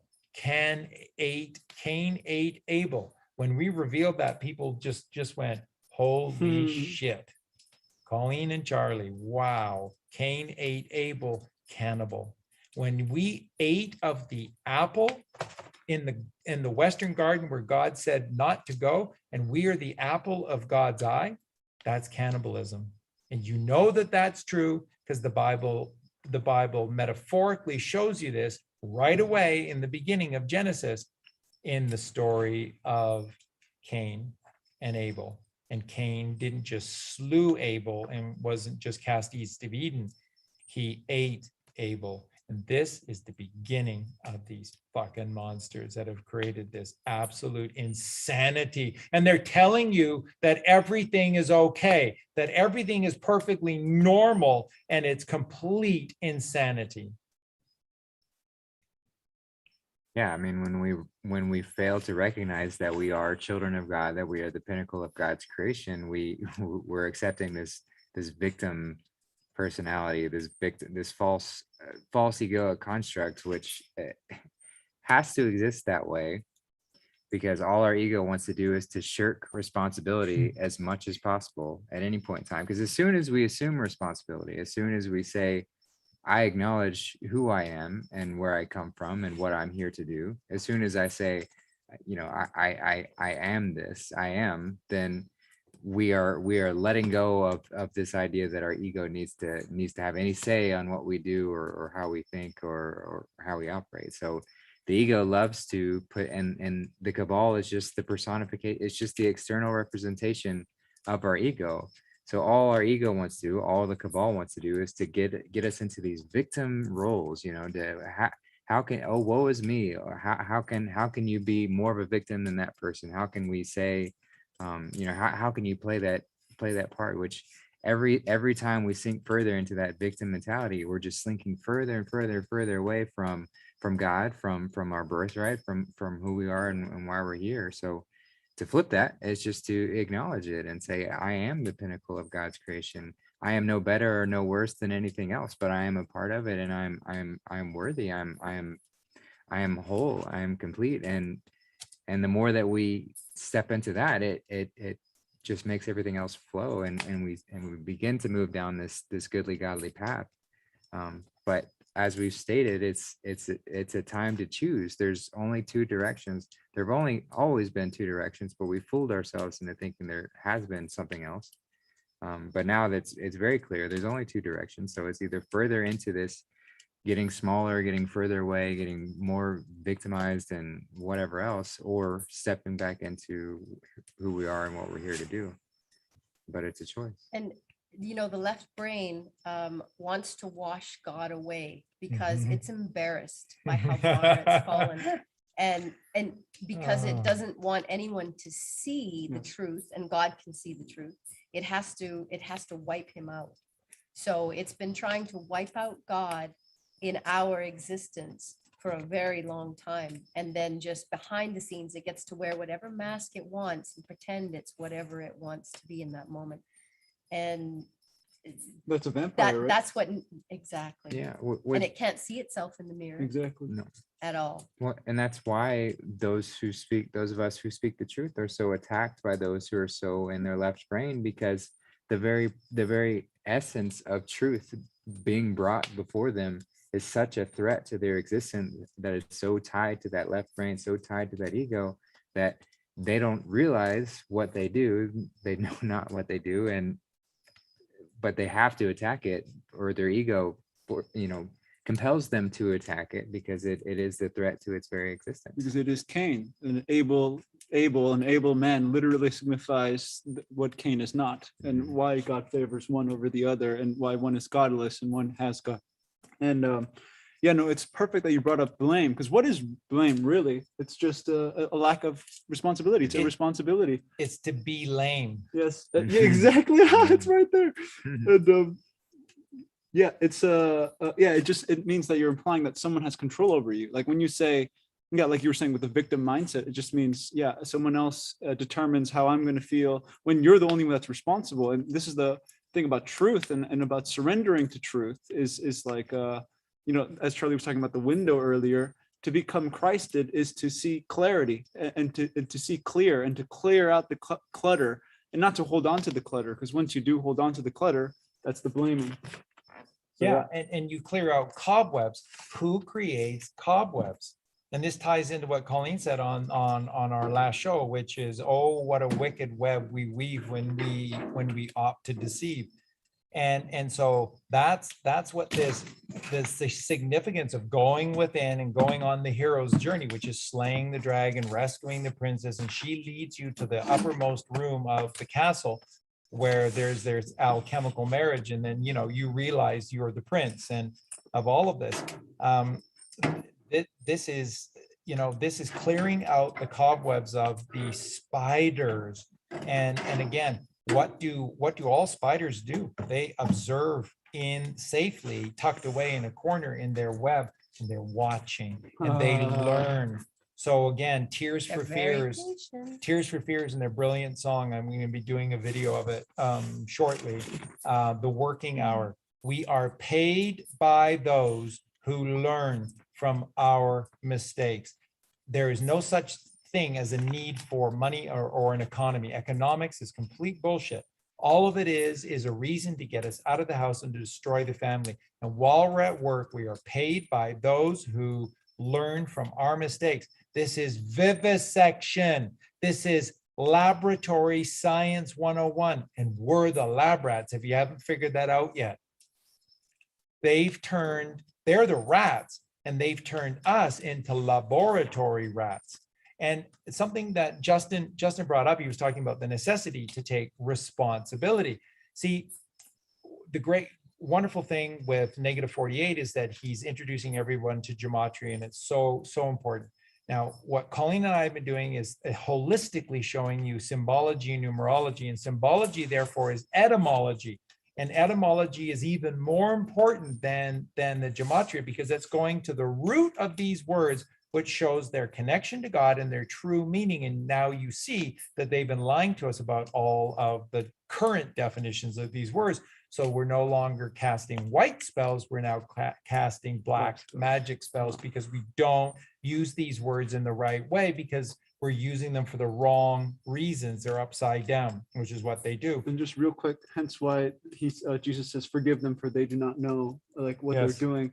And because they don't know their roots, because they don't know the mother, so they're not grounded at all. They can be deceived because they don't know who they are. Exactly. Absolutely. And the roots is etymology. It's learning the true history. That's why I always tell you, your alphabet, your words teach you real history.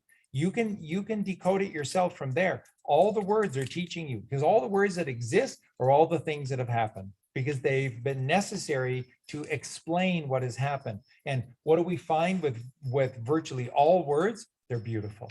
So when they attempt to paint this picture that we live in hell and it's always been this way, they're lying to you.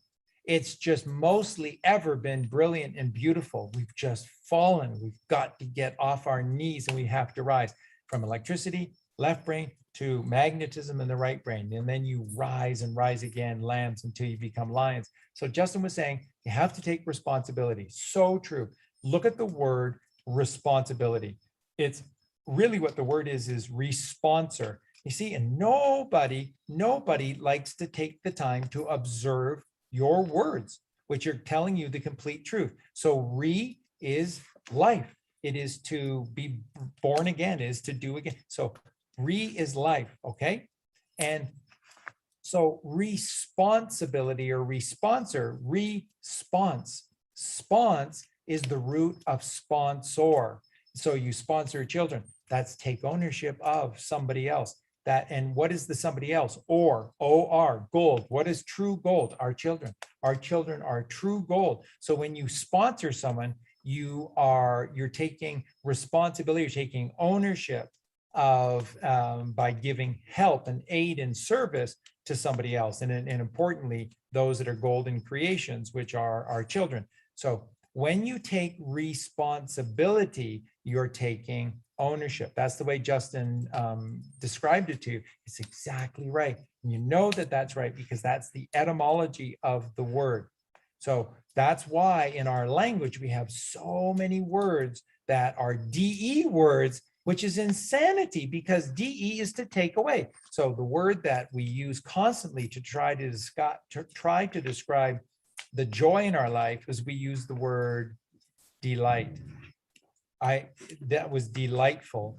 And what is D I to know, take right? away? As soon as I heard, about the DE, I'm like, oh my gosh, we're always using this word and in a very wrong way. To delight someone's to take their light away.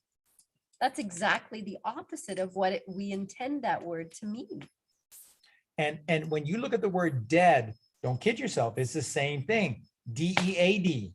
D-E-A-D. What does AD stand for? Anno Domini. What is Anno? Anno is the Anunnaki. So these are, 6-ton, Okay, 18-foot no, they're not. aliens. And No, no, it's they're not. not. No, it's not. Anu is God, is the passage of the Father annually, 1 year at a time. One is God. So annual. So this is where the Anu comes from. So- Analema, the sun's path. It's an eight. Mm. It's an eternal. So you're taking away the, Domini. Domini is dome. And the dome is the firmament, the firm mind created by God, which houses you, what you're supposed to do, which is the 13th cranial nerve in the very center of you. And what's right behind and above your optic thalamus, your third ventricle, the mercy seat of God. So D-E-A-D, Anno Domini, Anno Domini is God, is powerfully. That's why Sunday is Domingo, because it's all about the dome of the Father. Everything is a dome. See, everybody knows this and knew this except current human. now take the word death as well as just dead, death, D-E-A-T-H, taking away the what? D-E, taking Yeah, away so the DA ATH. taking away the ATH. So the TH is theology, theo, which is always the study of God. And what is A? One, which is the Father. So death is to take God away, from you. So they're coercing you and tricking you into dying, and everybody just thinks this is pretty natural, normal. Why does Jesus get angry at Matthew when he says, hey, I'll catch up to you guys, but my father died and I gotta depart for a little while because I gotta go and bury him. And Jesus said, let the dead bury the dead. God is the God of the living, not of the dead. You're coming with us. You're moving forward. You're not going backwards. God is the God of the living. So D-E-A-D, Anno Domini, is the annually reproducing forever God, Father, and D-E is to take away. There you go. Number one word in this sick last 110 years of Albert Einstein. Number one word, dead and death. Death eaters. to take away. And we delight in death, don't we? Mhm. Death has So become just a delight delightful thing. becomes that word that you do use with death. But really what we should be using is relight. I'm relighted. Which is relit the lamp, relit. There's lots of uses of relit, but there's no Yes, we're making a t-shirt. Yeah. Mhm. relight. Everything is about Jesus Christ as the child, the one who came first and showed us the way. Jesus Christ came first. Krishna is Christ. Buddha is Christ. Zarathustra is Christ. They're all Christ. Christianity is the one and only one monotheistic religion because it's the night sky. So let's talk a little bit about the calendars and the time and how Oh, yeah. and how the night sky has taught us so much, and yet the cabal has hidden it from us in Eluded so us. many ways. And using the calendars and the time Of death. So even in the weeks of the month and the months, we have encoded God's truth, but at the same time, it also is a spell. Which So- has made us weak. So hence we have 52 weeks, 52, which is 7. And it's the wrong 7. It's the upside down 7. So moving forward, how do we restructure things so that we are more empowered by the truth of what's out there versus what we've been, lied to about, and how we've got to change the whole system that encompasses our very existence in our. We have to have the truth. We can't go forward with lies, and the days of the week, we have to tell the truth about the days of the week. We have to and so the same thing happens with the moons, and the same thing with the year and the gray year. All of this we have to start telling the truth. Everything has to now become the truth. So I was smiling because Colleen asked me this question today. And so what I said to Colleen was this: if moving forward, if somebody from the White Hats approached Colleen and I and said, we'd like your input on certain things, or what do you recommend, or we'd be interested. If they asked I said to Colleen, the first thing that I would say is that we absolutely have to restructure how we look at this concept of time and the expression of anything to do with time. So then therefore the calendar. And so the first thing that we have to do is you have to realize is that a day is a solar day, is the sun, and a year is a solar year, is the sun. So a day or a year is of the Father, and a week or a month is a moon, is because it's the moon. So it's all about the sun and the moon. It's all about the father and the mother. It's all about the divine masculine and the divine feminine. And so we have to have the calendar in every single way reflect this. So the first thing, so what I was saying to Colleen, wouldn't it be amazing? So Colleen said, this is great. So we're going to get a 13th moon, or we're going to get a 13th month. What should we call the 13th month? And I said, it's so obvious. Christos. Christos is the 13th month. Why don't we don't have a day named after Jesus? We don't have a day, we do have a day named after God, but people don't know what dominion or dome relates to. So Domingo, so they don't know.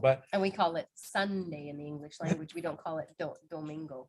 That's right. And then we conveniently spell it S-U-N instead of S-O-N, whatever. But so the sacred truth of all of this is that what we need to do is start encoding so that we never ever forget God, Mother Mary, and Jesus back into everything that we do.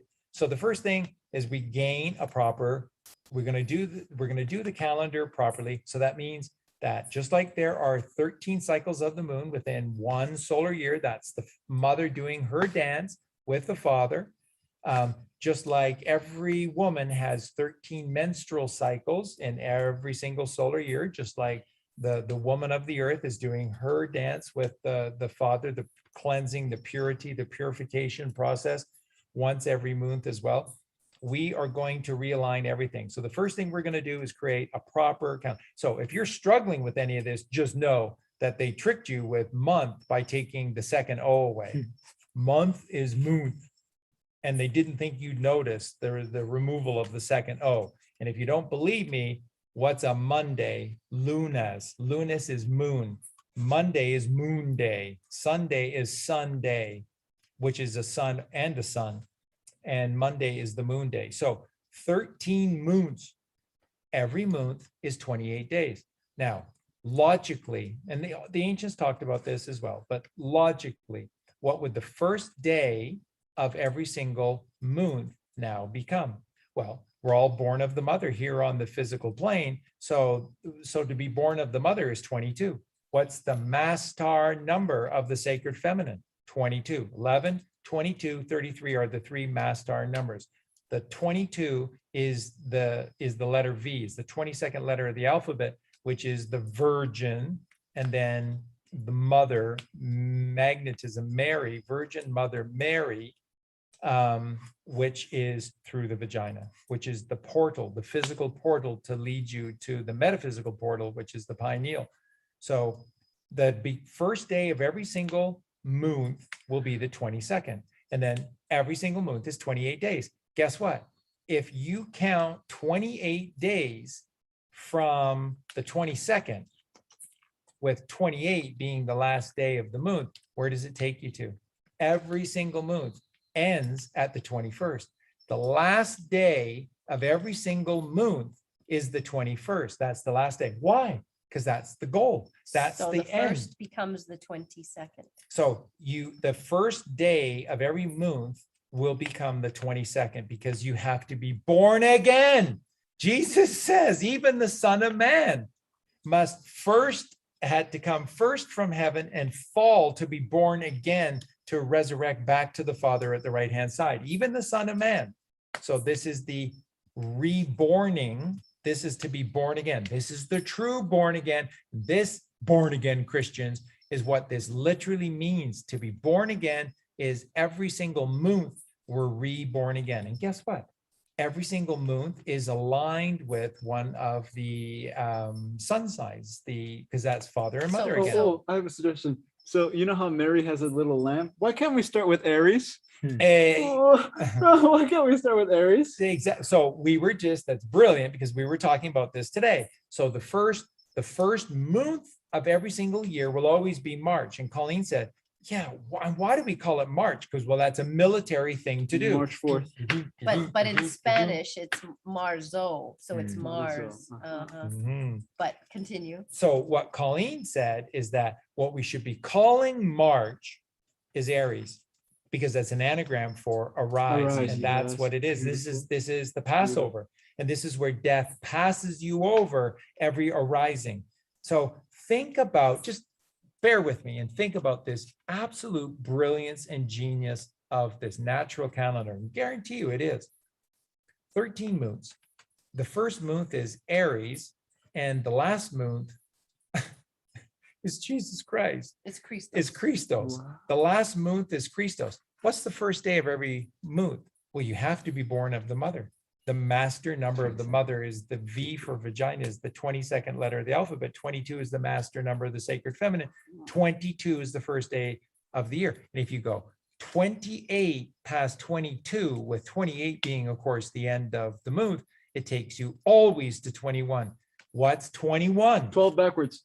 Cha-ching, I hit the jackpot. 7, 7, 7. Cherry, cherry, cherry. Treasure chest, treasure chest, treasure chest. See, the casinos are telling you in plain sight, Wow. you hit the jackpot with 777 because 3 sevens is 21. What's 21? 21 is the dark to light of 12, is this completion of the, and 12 is God's completion, and then dark to light 21 is the family, because 2, father, mother create the 1, and 21, 2 plus 1 equals 3. Mm.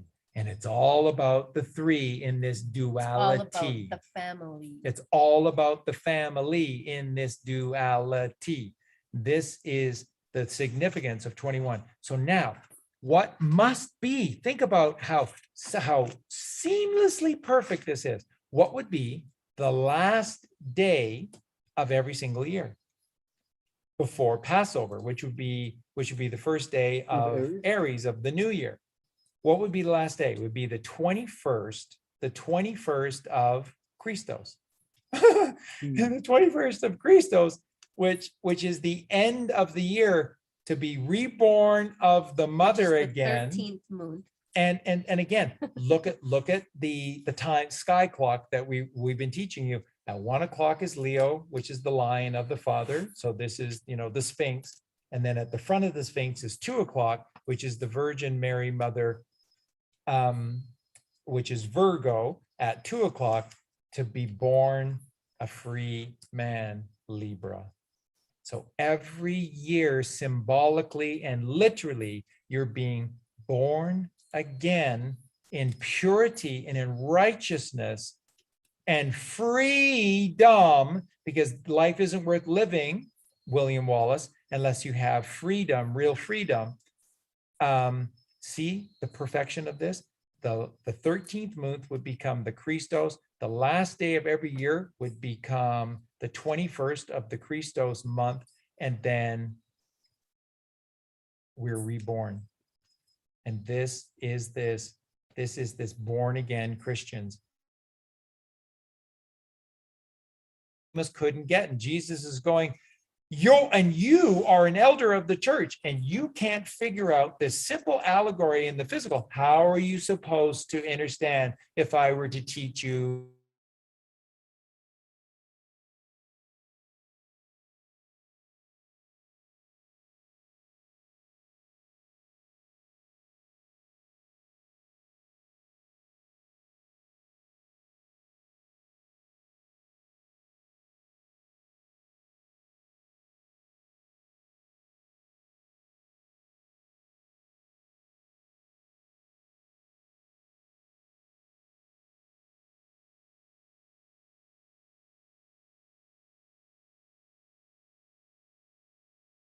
So where would the 13th, 31st come in? Just right after Pisces and before Aries? Is that what you're saying? Yeah, it's So it'd be essentially, January, February, yeah, and this is, Christos, and the third, that's right. So the 13th, then Aries. yeah, so it would be January, February, Christos, and then Aries, March, arising. Yeah. And then this 13, are we back on live? Yeah. we're back Okay, on. so again, everyone, so some of you were saying, but this is at odds with the 12-month system, which works because of the 12 apostles. Well, no, it doesn't, because when you do the 12-month calendar, who have you avoided like the plague? Christ. Christ, The who one. was the 13th, who's the one. So going to the 13-month count, that's how you know Christos would be the It would be 13th really, month. really cool if we do discover, as the new team discover, lets all of this information come out about the Bibles and all these Vatican documents. It would be really cool to know that the ancients did call the 13th month, because you're really Yeah. curious by this point, That'd right? be What crazy. would they have called it, Christos, right? Christos. So, and when you go on La Belle Verte and you watch that movie, what a That's beautiful right. movie, they talk about another place called Christos. And everybody wanted to go to Christos. Now, who wants to go to Earth? Christos, only 14 can go. Who wants to go to Earth? So it would be really cool to discover that that's what they Yeah. called it, and we just tapped into it. It be would really make cool. sense because like they don't like Right? 13 and they constantly want to, That's devalue that right. number. So That's right, because remember, everyone, it's not just the mother doesn't go anywhere empty-handed. She always takes the child with her. See, 13 is not just the Mother Mary, magnetism, M, 13th letter of the 26 letters of the alphabet.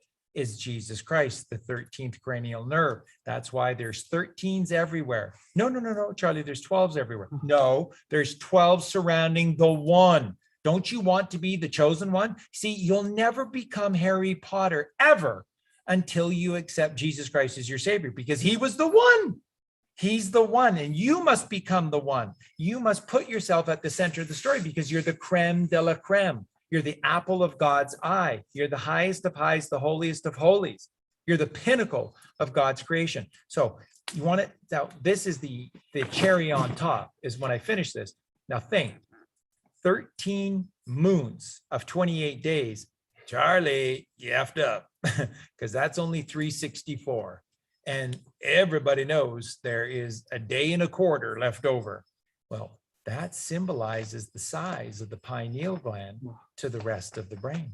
That symbolizes the king's chamber to the rest of the size of the Great Pyramid at Giza. This is the squaring of the circle, which is the 13 and 12. Trying to fit 13 into 12, you can't. There's always some left over. What's left over when you attempt to get 13 and 12 is the pineal gland.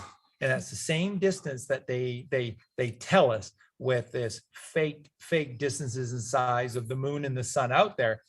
The exact ratio of the size of the moon and the distance of the moon from the sun, and the size of the sun and the distance of the sun from the earth, is exactly the squaring of the circle, is exactly trying to fit 13 into 12. There's always a little bit left over. Guess what that little bit left over is? 1 1/4. And guess what we do on that day? There is no name for it. There is no time considered. It is a day of stillness and silence to God. It's God's day. And we don't speak his name because we don't speak on that day. Now, you talk about perfection. You talk about perfection. We create a calendar that embraces the Virgin Mother Mary, who is pure righteousness, who is the Bushido, the samurai, the shogun, the 7 heavenly virtuous virtues. And so we celebrate the mother by raising the child Christ to the pinnacle of everything, the pine cone of the pine tree at the end of this annual story. And then we celebrate all of that through the Creator on the 365th ¼ day, which is in deference and tribute to God. And that's exactly what this calendar should look like. And weeks become strongs. We're not weak, we're strong. When you get away from this fragmented calendar that makes you divided, scattered, and weak, it makes you strong. And then we have 52 strongs. So how does the calendar look? The first month of every single year used to be March, will be Aries, which is a man arising. And then it works all the way through April, May, June, July, August, September, October, November, December, January, February, Christos, to the day of God, and what do we do on that day of God? Why? See, and here's the final piece of the puzzle that makes this just so perfect. Because what's the first day of the year, which would be the 22nd of March or Aries? That's Passover. That's Passover. And how do you prepare to have death pass you over? You have a day and a quarter only to God. What does Jesus say in the Bible? Let the dead bury the dead. God is the God of the living. You come with us. You have the day in preparation for this miracle on the 22nd, the first day of every year, the 22nd of Aries, the first day of every year, the miracle of Passover, and death passes you over and you continue to live. And this is how it works. This is how it works. And this is how you live forever. But here's the trick.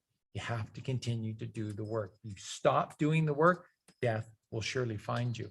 This is why, like in Sherlock, in the BBC Sherlock episode, they brought up the age-old story of the merchant of Samara, and so he was this merchant was in was he in Baghdad during the morning, and he saw death, and he saw the Grim Reaper, and he was so terrified that he saw the Grim Reaper that he fled from Baghdad, the market of Baghdad, to Samarra to avoid death. And when he arrived in Samarra in the night, who did he find? Death.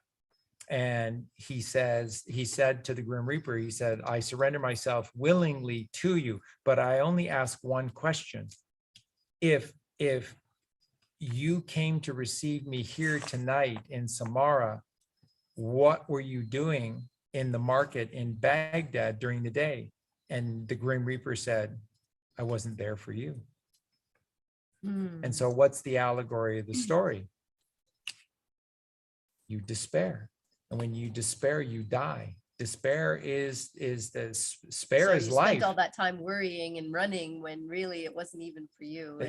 And you that's ran taking- headlong into death. That's taking thought for your life and you got it wrong. Exactly. And you ran precisely to death in Samarra instead of life in Baghdad. Yeah, and then was it for the Passover in the Bible? Don't the Israelites put ram's blood on the door? Yeah. And I think it has to be like a young lamb or something, because it's purity. It had to be a pure lamb. So the symbology, of course, is that is the blood of Jesus Christ. And so this is why the Hebrew religion disavows this, because they don't accept Jesus Christ, which is the point of all of this, which the night sky teaches us, is the point of everything is to become Christ-like. So they disavow Christ because they have to. That's why the Hebrew religion is right to left and everything is backwards, because they disavow Christ. They have to, or else we win. Yeah. We're one Now the in the now. The Q team keeps, or the Q posts and such, and a lot of the Anons keep saying that this is biblical. And what's happening right now, this plan is biblical. And this is about, as -48 said the other day, this is about the second coming. This is about, God-man, JFK. Yeah, it's incredible. It's incredible. It's what if you guys could tap into the conversations that Colleen and I have been having, in particular for the last 3 weeks, sort of since -48 came out. And Colleen just said some incredibly beautiful things today about both of us and myself as well.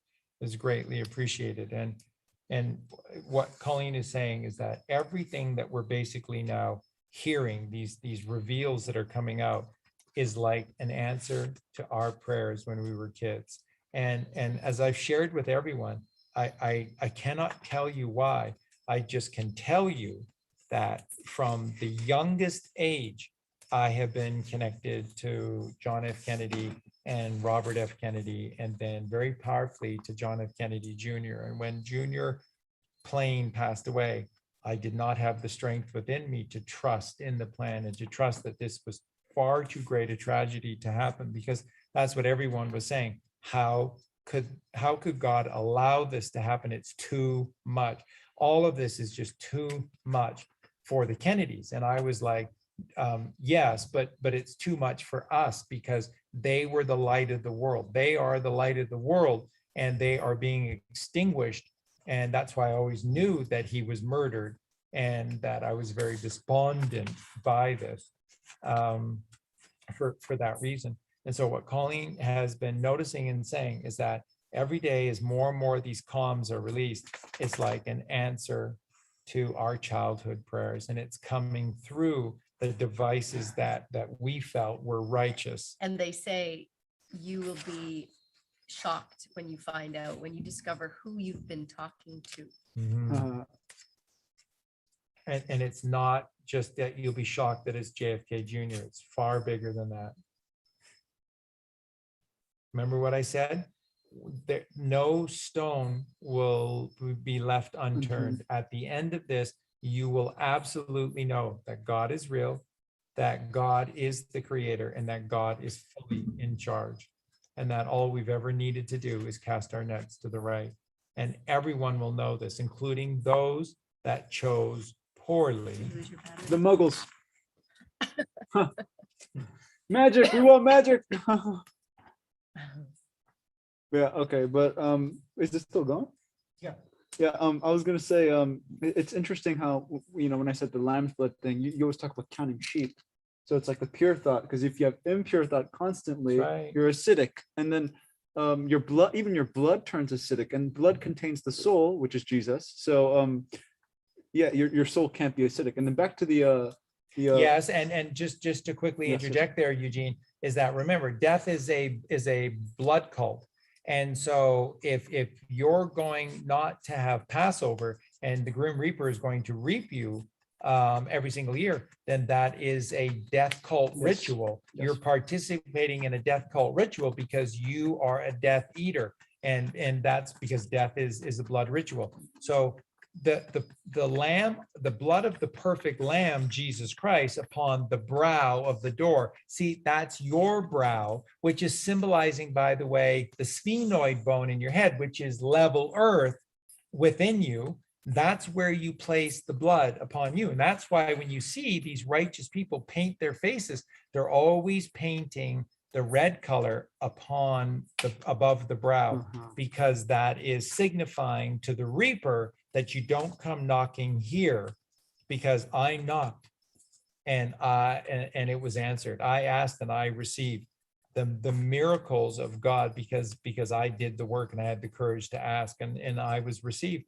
That's exactly how this works. So think about that, folks, when Eugene is explaining that, is that when death comes to your door, you invited it because you are bloody instead of wearing the virgin blood of the perfect lamb, Jesus Christ, upon your brow, and you're bloodless. This is why the Catholic Church makes such a big deal about the holy sacrament of taking the wafer and the wine of Jesus. It's called. It is a death cult. It's a death cult ritual. That's They want to absolutely normalize ridiculous. adrenochrome and Yes. eating humans. Yes. They want to normalize it. So I'm sorry to say, people, we love you so much. Love you so much. And I was even Catholic for a little while, I'm sorry to say, but Don't be sorry. but I wasn't raised that way, but No. I became it. But I wanted to say that the practices that they had within that are very much Luciferian. Yes. And I know that our intentions weren't that, but that's exactly where they were leading us down that road. And we need to, when we know better, we do better. So we no longer partake of that. And again, think about this. Who murdered and ate Abel? Cain. So you see, who hijacks the purity of bloodless Jesus, and turns Jesus into just nothing but blood. And you go into a Catholic church and there is a bloody Jesus. And then they give you a bloody wafer with a bloody glass Oh of my wine. gosh. And it's just bloody, bloody, bloody, bloody everywhere you go. Canaanites. The Catholic Church are Canaanites. And what have we found out that they do to our children? It isn't just that they're raping. The priests are doing that because they're denying them the sacredity of our sacred sexual union between the sacred masculine and the sacred feminine. They're denying them that. And then the only people they have to turn to are nuns, which is why nuns had holes everywhere In their garments. in their garments, because they were being plooped all the time by these fallen priests who were denied sexual. And then where else? Why do you think the Catholic Church only has altar boys and not altar girls? You know the answer to this. Now, let me show you something even more disturbing. Why is it that we have this rich tradition through churches of the boys' choir, the Vienna boys' choir? Why? They didn't allow women in. Why? Because they wanted the masculine. But who are the only masculines that can sound like a woman? Soprano boys. So when you saw that TV series, The Sopranos, that's the code. That's the code. Every time you hear Sopranos, they're talking about little boys, pizza, cheese pizza, or whatever all these sick codes are. Sopranos in the Vienna boys choir.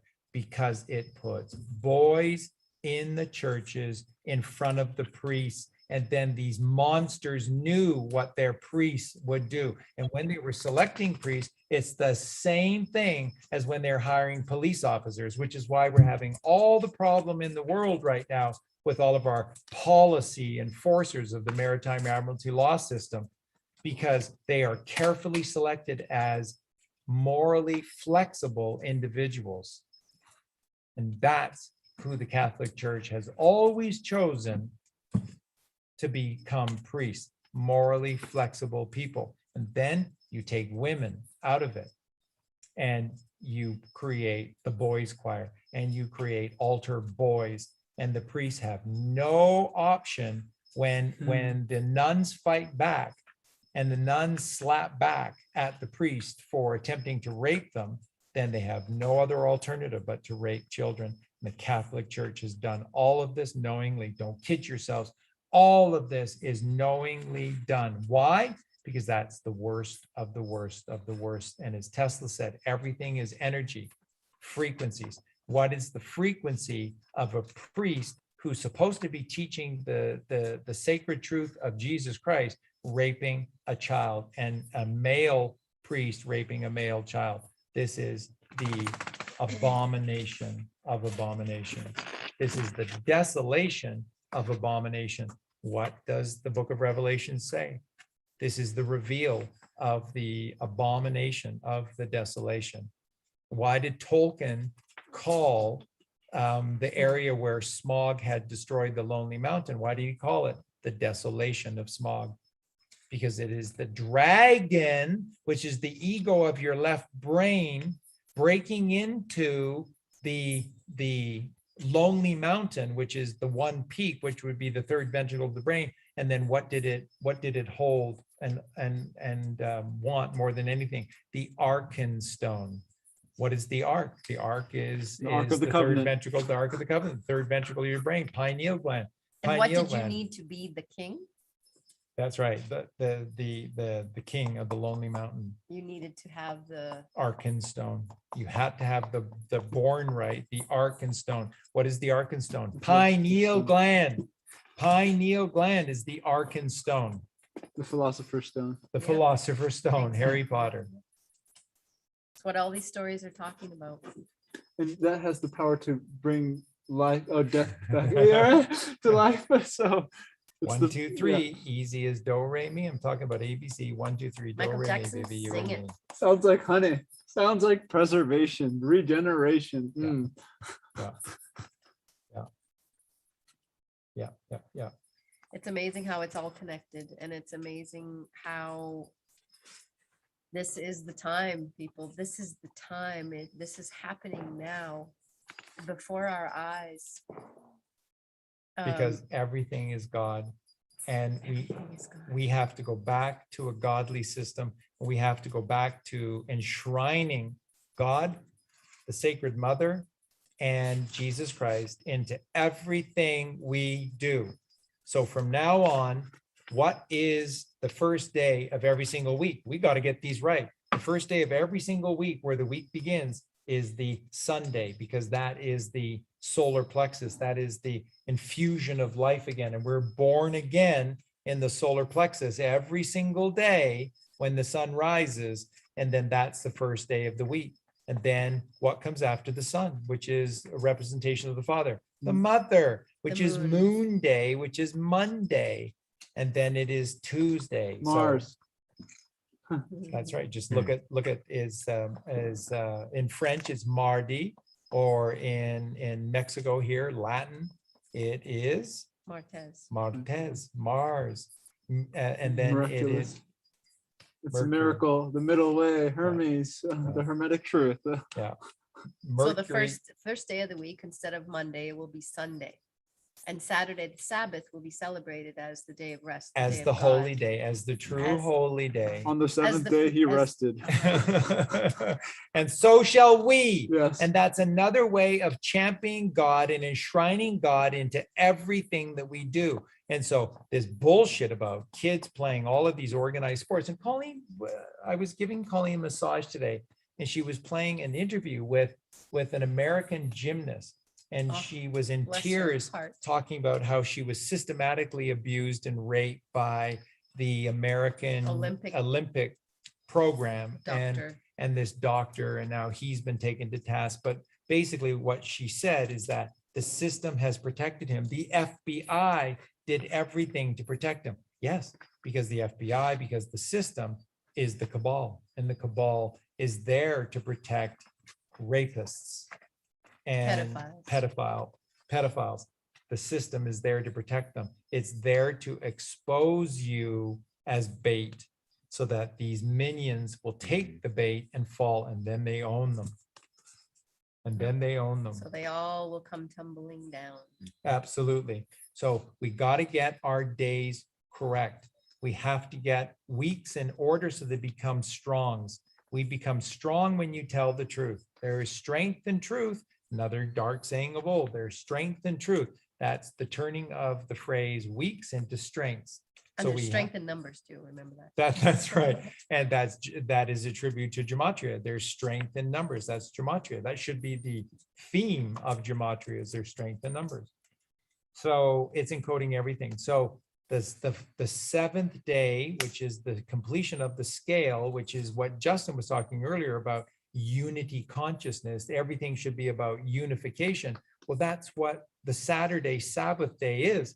It stands over the 6 previous days of carnal chaos of, going out to plant your crops and tend to your crops and harvest your crops and gather seeds and plant your seeds and whatever else. And then it's to get things serious. You have to get serious.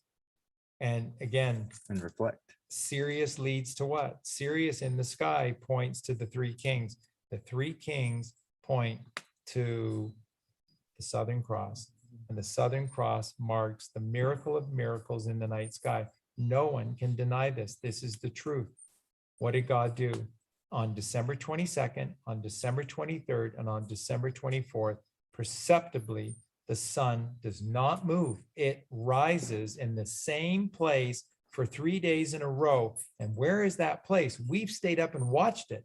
And that is the rising on the bottom star of the Southern Cross constellation, which we see perfectly here. We're going to show Justin and Eugene this miracle in the night sky, which is just coming into view now. Please. And you're going to see this, and you'll see how they are all in perfect alignment.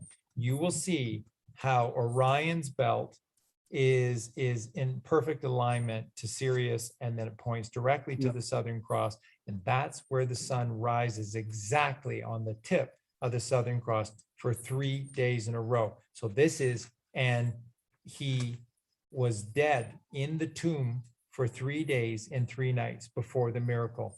What is the first day that the sun begins to move again in the sky? So this is SON. SON. When is the sun begin to move again?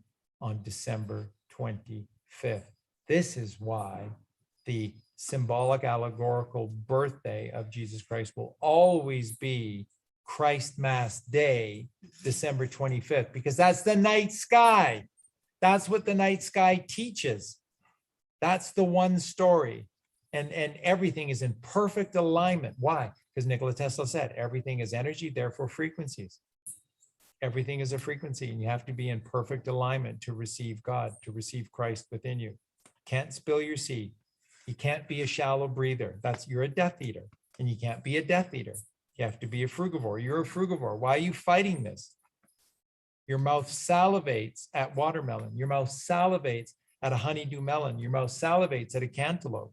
You've just been Or an taught avocado. at an Oh my avocado. God. Yeah, exactly. And why don't we interject? Talk about kind men, Justin and Eugene, and all the wonderful things that they continue to do to help us in our chaotic schedule. Well, they've been purchasing a lot of avocados lately. Yeah, And then Eugene has this brilliant plan to dehydrate certain things. And so he got a dehydrator. Yes. And what a gift that was, right? Yes, Because definitely. the other day he's on a cleanse. I have to tell you that Justin and Eugene are both on a cleanse right now. They're one's doing watermelon. They were Yay. initially just doing grapes. and bless their hearts, they're doing really well. Yeah, so I'm very proud of them. But Eugene is his way of coping is to think about healthy ways to eat, which is wonderful. And he's been thinking a lot about how to dehydrate. So, eating raw, but dehydrated. So he So made- it's just preserved, It's right? It just is preserved, a yeah. preservation. So just taking away the water. Yeah. Yeah. So he made some dehydrated avocados, which I'd heard taste like French fries. which Might be Colleen, my weakness. which is Colleen's weakness. Yeah. Uh-huh. So he made them, and I have a bit of a cold, understatement, but everybody's been getting it around here. I'm glad these three haven't. And the possums put me under. So, but anyway, I can't really taste right now, but he made these amazing dehydrated avocados. Eugene, you want to talk about it? Oh yeah, avocados. Yeah, Avocados. it was really testing because yeah, like I wanted it so bad, but it's not for me. But yeah, it was kind of my goal to get Charlie to finally eat French fries with Colleen without having to eat French fries, and that's like the whole great avenue about dehydration. It's like you can eat all the foods you used to eat, just better with living stuff, and replace it with living stuff. So yeah. Right. So, I mean, your vegetables, like you can dehydrate. It's kind of So new to many me. I mean, things. fruits, obviously, Yes. people are used to dehydrated fruits and dehydrated. Yeah, and that's why there's a great tradition always where people who eat dehydrated fruits often have them with honey. It's a natural combination is to take. So I'll guarantee you that these avocado fries will be perfect with honey because it's preservation. So you Yes. put them into the preservation room to Yes. be preserved. And so all you're doing to mix things up a little bit is that what you're doing is you're putting honey, which is the pineal gland, into the avocado, and you're just taking a little of the pituitary gland, the milk of the mother away, so that there's just a balance. And so it's beautiful. It's beautiful. It shouldn't all be one way, and it for either. So it's really beautiful, and they're delicious. So we've been discovering, new and interesting ways to eat healthy and to eat raw. So yeah, Eugene will be probably making some sort of a book soon. Yeah, on the recipes. back of this actually is just like all recipes. Like I'm tormenting myself during this fast, learning all the best foods I can make. Yeah, and then he just gives them freely to everybody else. But anyway, yeah. But yeah, going back to sort of the calendar and shifting back to how we're intended, that's one of the things that prompted this recent cleanse, was preparing for this shifting of the seasons, or coming into the fall of man. So that was the reason that prompted me. I like to spend every equinox and solstice, at least since discovering this truth, to have that additional cleansing, to truly receive those transitional energies and step into them with a better sense of clarity. And when we can align to this true calendar even more so, we can look at all these different transitional moments and truly kind of reevaluate how we operate and do different things. Now, and we've said before, like, it's because people ask, like, what are the 3 days where your chrism oil has the potential to rise and things of that nature, and what should I do on those particular days? Well, you shouldn't really shift your entire schedule to accommodate and say, okay, I can give in to my carnal desires for the rest of the month, and then for those 3 days I'm going to be really good. No, it doesn't work that way. But if you want to accelerate, if you want to have some extra motivation to do even more on those days, I think it's important to look at. So that's what I like to do for every shift of the seasons. But if anyone wants to join for reevaluating my strong, I would like, and when I say strong, I mean weak, but we're shifting towards the new terminology of strong. So every Sabbath, I would like to fast. So I'm going to incorporate that as a weekly practice where, I'm taking no food or drink for that day, so that I can sink into that stillness and have that seventh day that truly is that reflection point, and that where I can stop with the busyness of, oh, what am I going to eat and what do I need to prepare and how do I need to get this, but just to have that break and where I can truly just breathe and do that. So if anyone wants to join me for that, you're more than welcome to, at whatever level you feel comfortable with, whether that's on every Saturday you say, I'm just going to eat fruit, I'm not going to eat anything else but the true food that is intended for us, or if you want to do a water fast or a dry fast, I will be doing a dry fast. But yeah, I think it's just a great way to Clear. celebrate, clear and celebrate these Strongly. yeah, exactly, these transitions that we go through on a regular basis. And the more that we become in line with this system as a whole, then we get to operate within it from the space of maximum potential, Definitely. from our highest space. Yeah. And where your crown, because Saturday, right, is all about the crown. It's the seventh, and hence like Libra too. But Sat, that's why Shanyamurti had Sat Yoga. Yoga is actually an anagram, if vowels are interchangeable, is for Yuga. So Sat Yuga. So it's the truth age, it's the golden age. Wow. And why? Because Sat is truth. And that's why there's that term Sat Chit Ananda, truth, consciousness and bliss, I believe. That's So right. Yeah. it's truth. So what better way to celebrate truth than in absolute silence? And that word too, absolute. Doesn't that change the whole saying when that guy just sat there? Exactly. Yes, he did, in Exactly. truth. Yeah. Literally. Wow. Absolutely. And again, here's sort of the pièce de résistance for all of this with the calendar and stuff. Think about it. We were just saying, what would be more perfect than every single year ending upon the 21st day of the sun month, the Christos month. Well, 22 is where every month begins, because you have to be born of the mother. And again, the letter V for the Virgin Mary Mother and the portal of the vagina is the 22nd letter of the alphabet, 22. And that is the mass star number for the sacred feminine, 11, 22, 33, 11, the father, 22, the mother, and 33, the child, 33 vertebrae, the journey of man, 3 and 3 is 6. And so every month starts on the 22nd day. Well, what's the 21st letter of the alphabet? So think about the symbology of this, where every day ends with the miracle of the 21st, right? Which is the Father, Mother creating life through the child, Jesus Christ, Christ being the child, 21st, 21, 777. Think of that's the letter U. What does the letter U stand for? Eucatastrophe. What is the eucatastrophe? Professor Tolkien coined this. It's what the Lord of the Rings is all about, fighting the great defeat forever in complete abandonment to the fact that you're probably going to lose, but you keep on fighting because you never despair. Tolkien described that ultimately, really, the only sin that we can really ever commit is despair, because he said, when you despair, he said, you're saying that for sure what's coming tomorrow, and only God can know what's coming tomorrow. So you're Satanist, you're satanic when you default. No, I'm not. No, I'm not. I'm just really That weak. literally changed my life when I heard that Tolkien had said that the only sin is to despair, because you're denying God. And I was good at despairing, being a feeler, and just the energies that are out there and everything, but it literally made me think that number one, I don't want to do the only thing I can do is sinning by despairing. That's the last thing I want to do.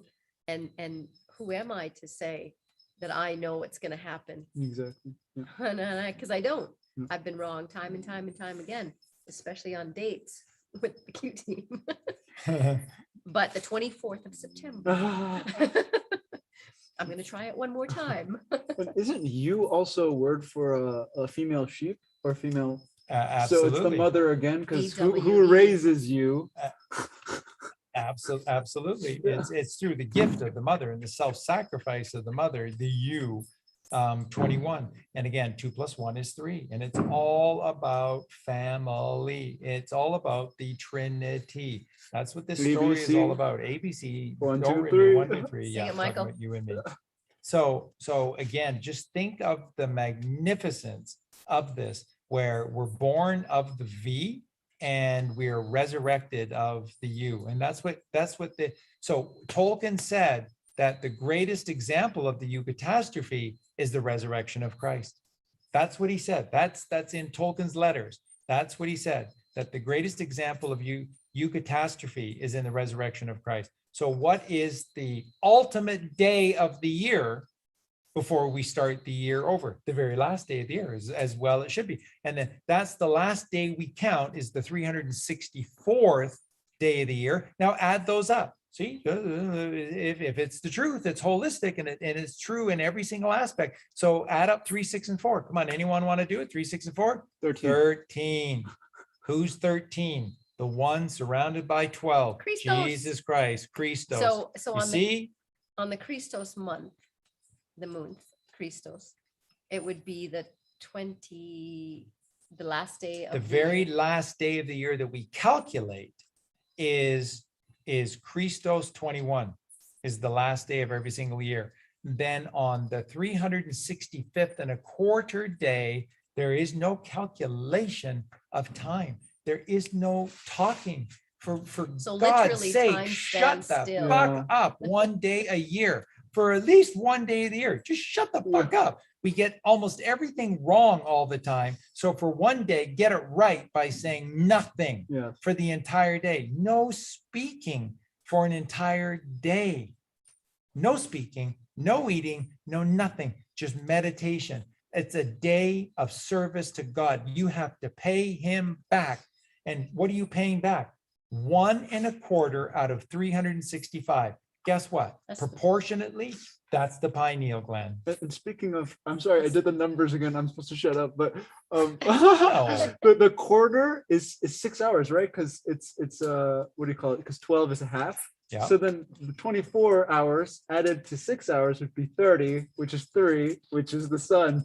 So how perfect is that? Like I just did that. I was like, See? what the- See, if And it's that's the a bargain, truth, right? and that's a bargain, to give up one day a year in observance to the Father and to enshrine God into every single day, right? So Sunday, every single day, every single strong, every single moon, every single anno with that one day to God. Sherlock. Surely we are enshrining God into the very fabric, right?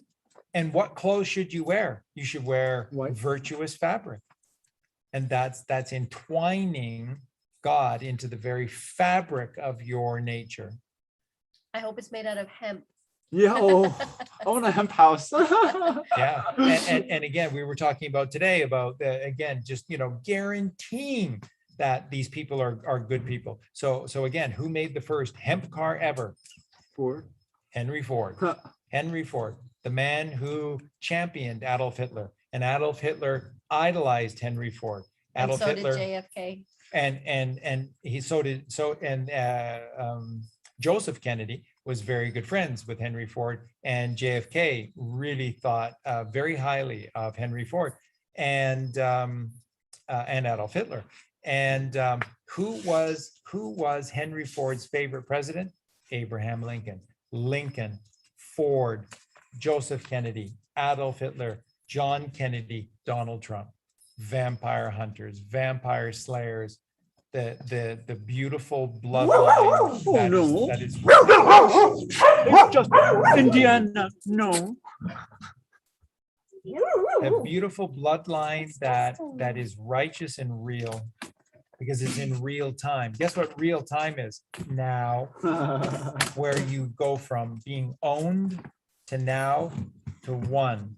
And then once you're the one, you're Neo, which is Jesus Christ, and then you live for an eon, which is eternity. Eon is another expression of an eternity.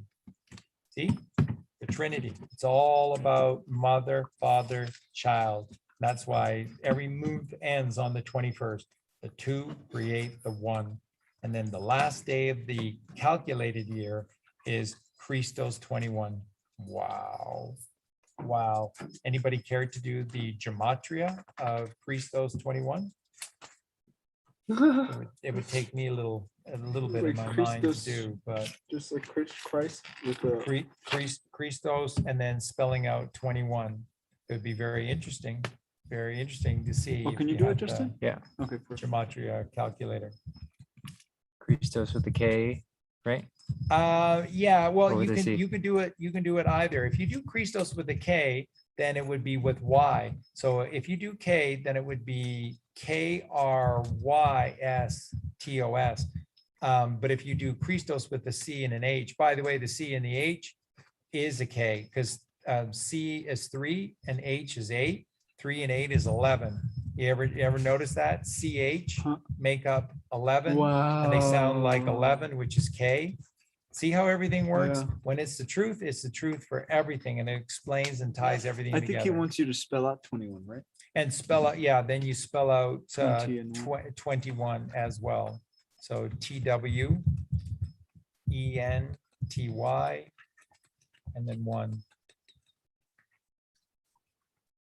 Christos 21 is 252. And 252, 2 plus 5 plus 2 is 9, which is divine, which is Crazy. God consciousness. There you go. Bingo. Wow, and it's the same as the storm is upon us. Oh my God. Christ. Christos 21, the storm. Oh, is can you upon search us. up "nothing can stop what is coming"? Yeah. And then the numbers that relate to it. I love when they go off on the chain.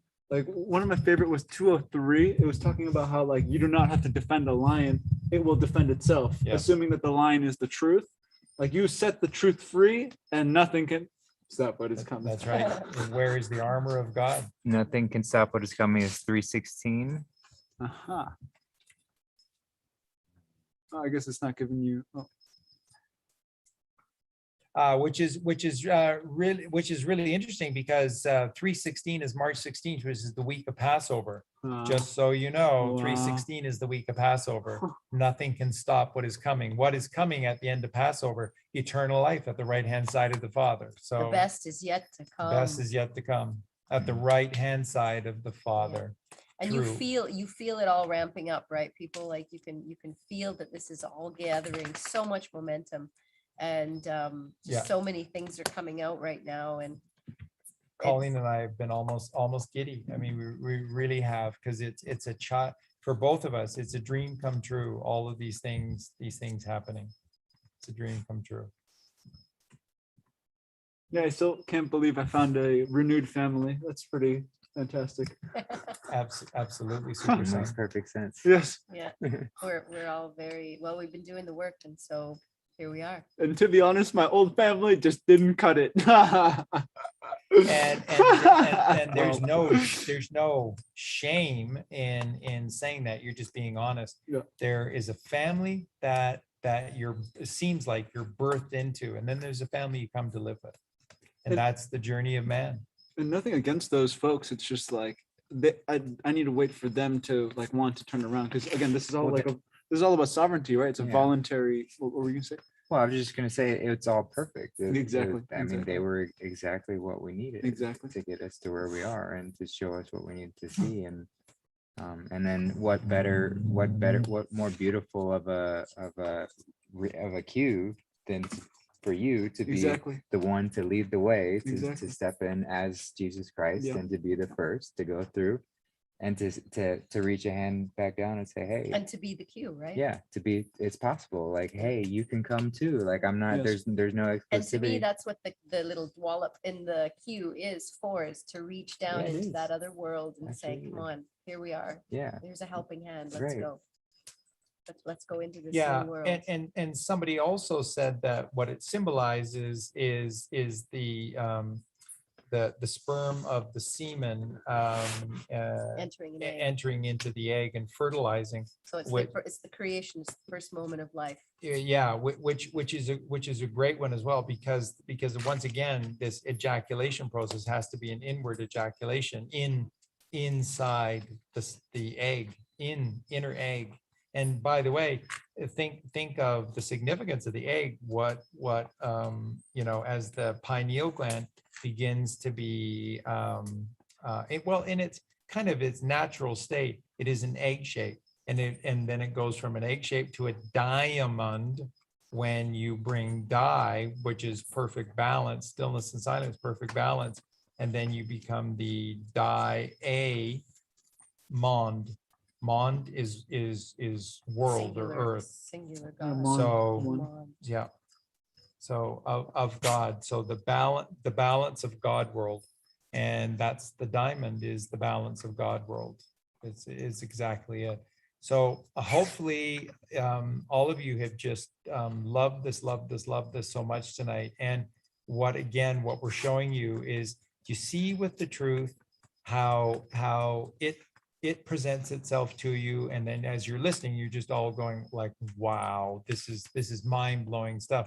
And you know that you're hearing the truth. How? Because it aligns itself perfectly in every single aspect of itself, front to back, upside down, physical, metaphysical. The chat says that we are your family, Eugene. Yes, definitely. Absolutely, They, yeah, they love you. yeah, and as I well love you they guys. should, as well they should. And just so, I mean, you know, and Justin does so much as well, but Eugene has gone here at the house from just walking the dogs to bathing some of the dogs as well. And then a huge thing to help Colleen out is he's been doing 1 round a day of scooping the cat litter boxes. And we have huge, you know, plastic containers, gigantic plastic containers filled with all of that special sand.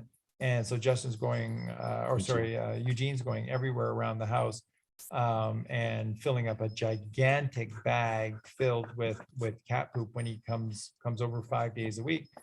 And it is a huge help to Colleen. And, you know, Justin's is. over here helping to scoop the dog poop for me, which is a huge help to do that as well. You guys, everyone seems to forget that in doing everything that we do, we're looking right now, we're looking after 61 animals, and they're a family. We take care of them the same way we would our very own children. And so when Colleen says she has a cold, there's no such thing as a cold. What she has is exhaustion, and it has cold-like symptoms when you're totally exhausted. And she is caring for those 5 new possums.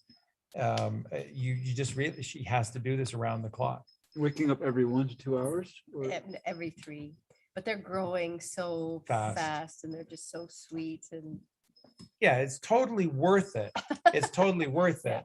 But I mean, it is a steep price that we pay for It this a lot of work, righteousness. but- Yeah. it's the right thing to do, But yeah, if everyone lived like this, there would be no despair. right?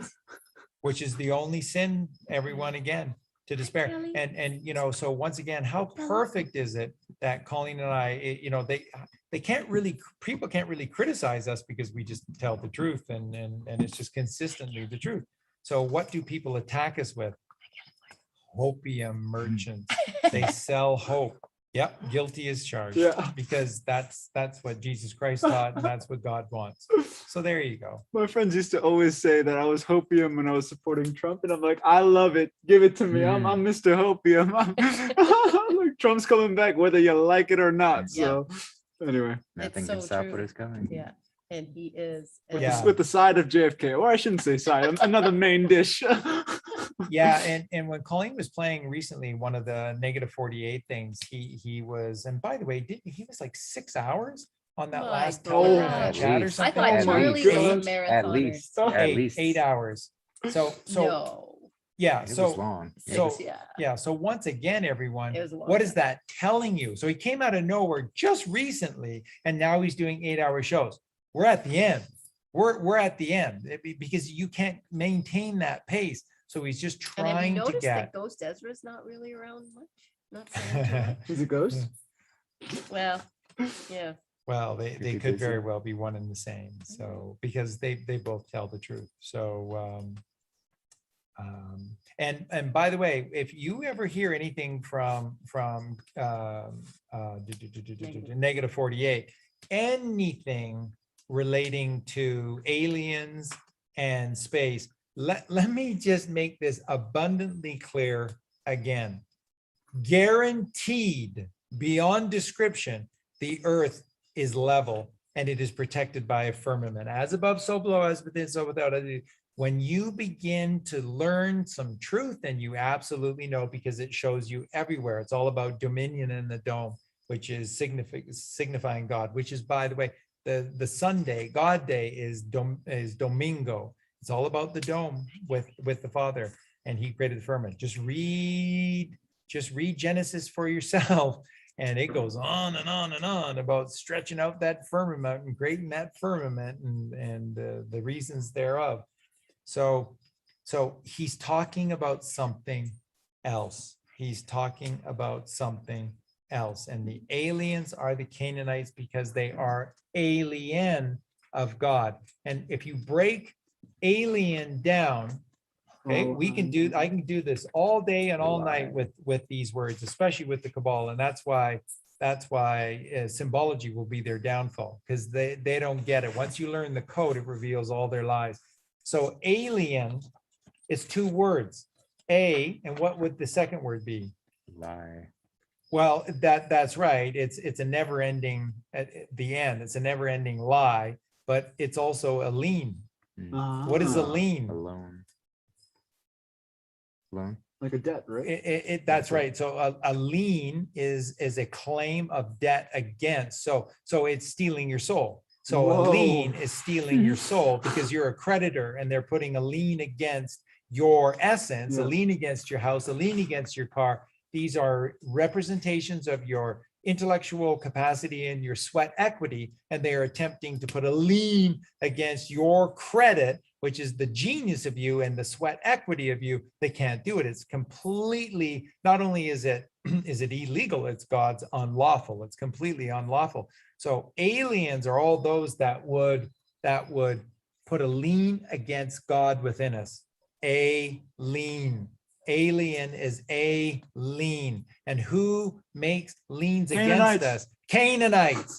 Canaanites. So when they say aliens, it's always code for Canaanites because they're absent of God. And an Canaanite is anyone who chooses to live out of their left brain. And it fits in because it's like they took the Bell craft from Germany and they took all that technology. Yeah. At the same time, they're taking you and doing human experiments. And Exactly. Absolutely. So they took that technology and they made it into alien technology. It was never alien technology. Exactly. It was mankind It was technology. righteous technology. but they alienated the Aryans. that they There probably you go. that they probably took from Tartaria, Exactly. right? Yes. Because all of this, our ancients were not stupid. They were highly technologically advanced. And after another fall of some sort, whether it was from an energy weapon or something that happened. So Hitler took that technology, reverse engineered some amazing technology. And who reverse engineers? Reavers. Yep. Who's the Cabal? Reavers. What's a reaver? They do it in reverse. That is a Canaanite. There's the Cabal. Reavers, reverse engineering. Trust Because us. they see things in mirror fashion because it's from the left side, Yeah. right? They can't It- see it clearly from the creative side of God. They can't. So everything's in reverse. So everything That's is why it's Hebrew, called a Hebrew, reaver. Hebrew. Trust us. Hebrew is the language of God, and Hebrew is the oldest, like bull fucking shit. It Left is. into So- the- It's right to left. It's upside down. It's reversed. Their swastika goes in the wrong direction. Their yods point in the wrong direction. So if it would have embraced the creativity of the mother, they would have been able to share in this beautiful gnosis of all of the technology out there. And there would have been a balanced living. However, the left brain didn't want that. Yeah. They wanted it all to itself and wanted to hide the creator so that it could do its mischievous things. And how did they do it? They created this one race that's better than everyone else. And then this one race is the victims of this poor, oh my gosh, Holocaust, because the Aryans were actually trying to do something. Right. So they created a Trojan horse. A lie. See, and I want you to think about Area 51. again, the truth is always in the words. Okay. And so Area 51. So everything about God's natural creation is the earth, and it comes through the water goddess, the baptismal water, which is the mother, which is the goddess Ea, which is EA. Area puts AREA.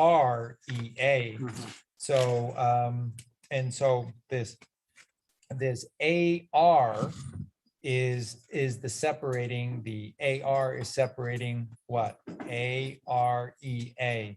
They're putting the A and the R, which is God masculine. So it's just the masculinity rising before the EA, which is the mother. So in other words, they're putting the penis before truth.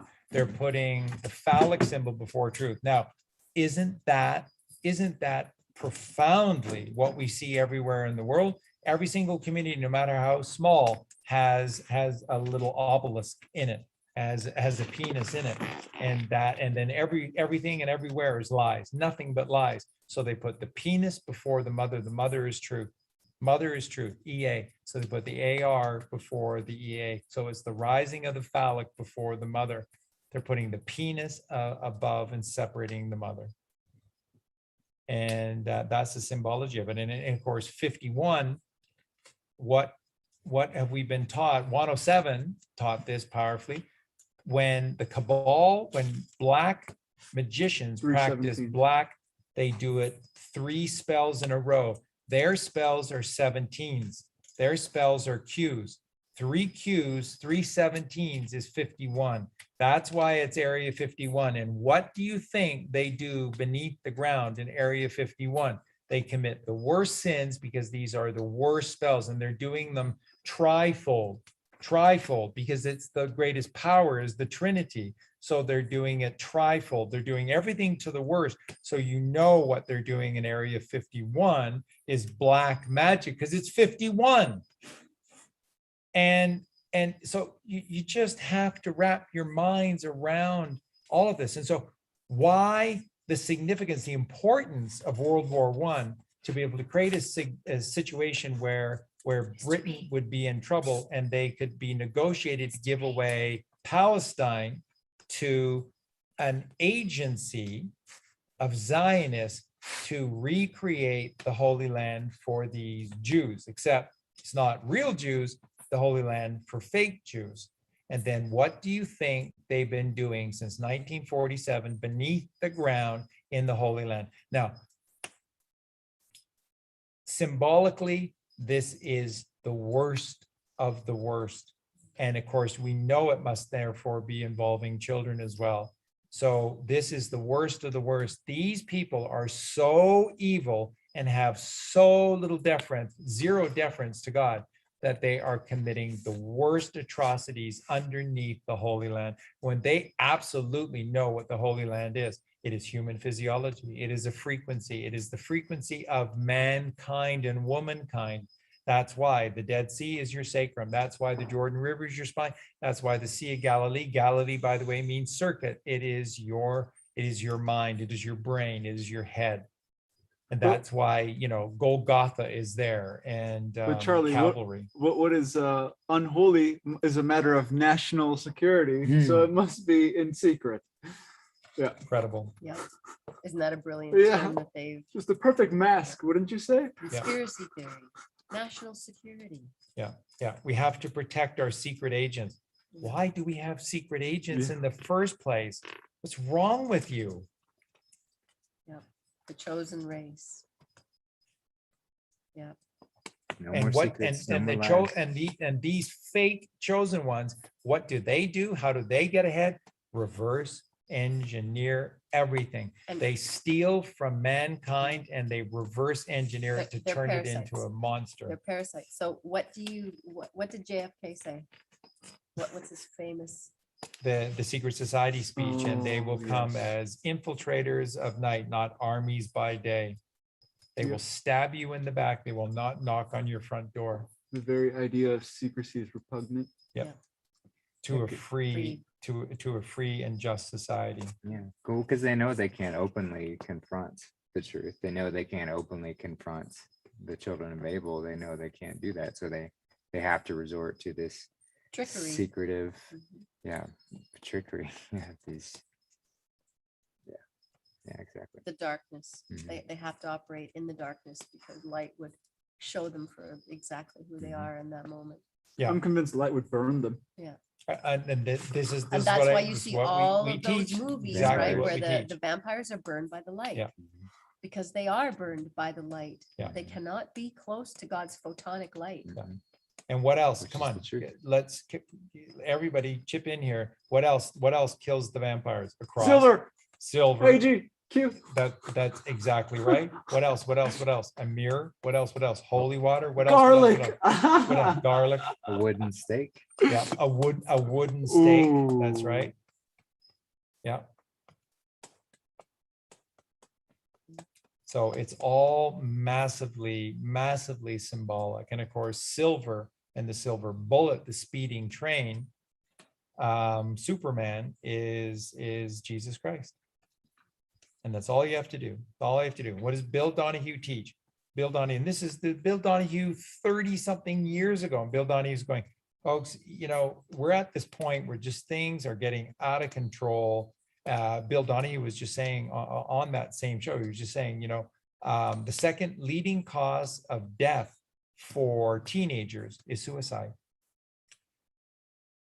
You want to continue to participate in this world when the second leading cause of death to teenagers is suicide? You think everything is hunky-dory and that you should be going and having 2 jobs so that your And your that there's kids nothing are, wrong with the system with which we are raising our children. wow.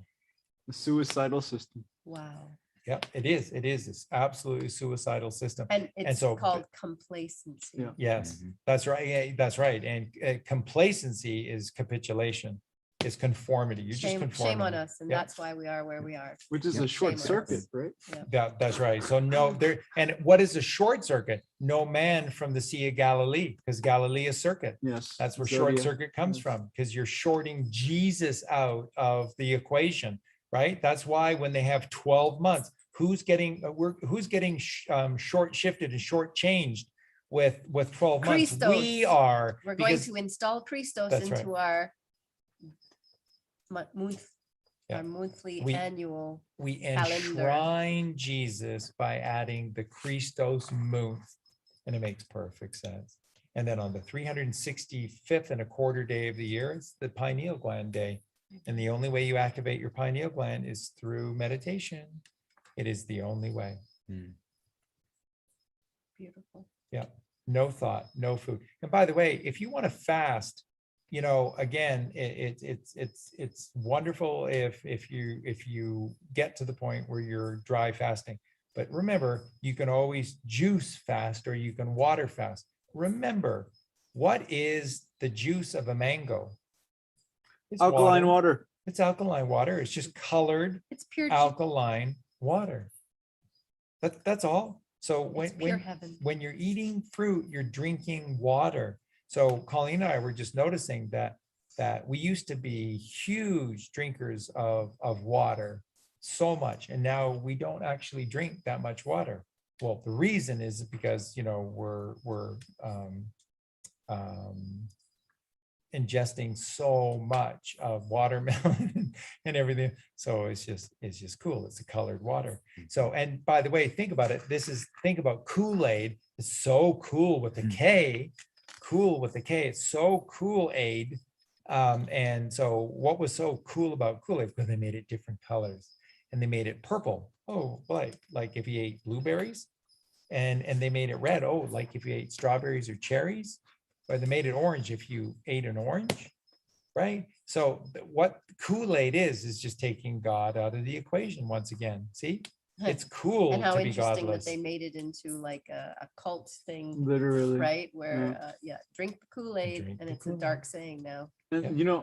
and then they always put it like to the black people, they're like, oh, they like Kool-Aid, just to screw with the black people more and just to and give this crap culture that was never a part of the black culture. You know what I'm saying? It's Yeah. just so upside down. By the way, 13 comes up to 99.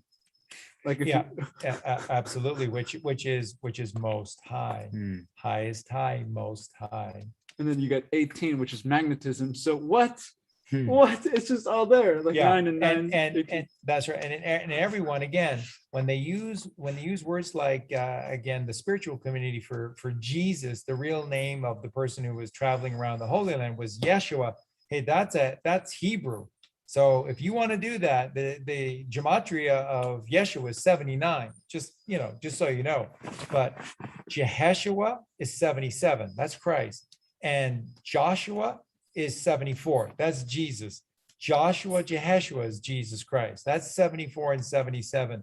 And by the way, that's what comes out of the Greek manuscripts of which the Bible was eventually translated into English, King And then James John, Bible. John is 47, right? Yeah, and John, that's right. And John is 47. And if you dark to light, John, what's dark to light of 47 is 74, which is Jesus. John is Jesus. John is a variation of Joshua, Josh.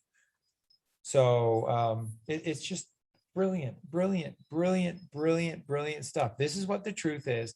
It tells the truth in every single moment. It unifies and connects all things because it's the truth. This is big, people. This is big. Justin, before we sign off, did you want to maybe see if anyone has any glaring questions that they wanted us to just quickly address here? Yeah, does anyone have anything? I'll read back through and see. Oh, I remember a question. Someone said, like, why, well, let's just not call it fall, let's call it autumn. But at the same time, you just have to understand that the sun is going under the equator, hence it's falling. Humpty Dumpty had a great fall. It's all talking about the sun.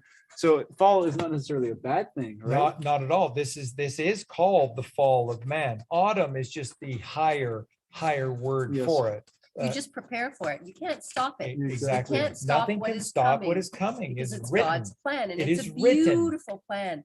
But what you need to do, he's given us all of the information on how to prepare for it. So what do you do to prepare for the fall? Well, you have 14 days within your week, within your month To become prepare, strong. To to become prepare strong. for when all of that transpires. And so on the bigger scale, you also have given this time for, reaping and harvesting and excuse me, go ahead.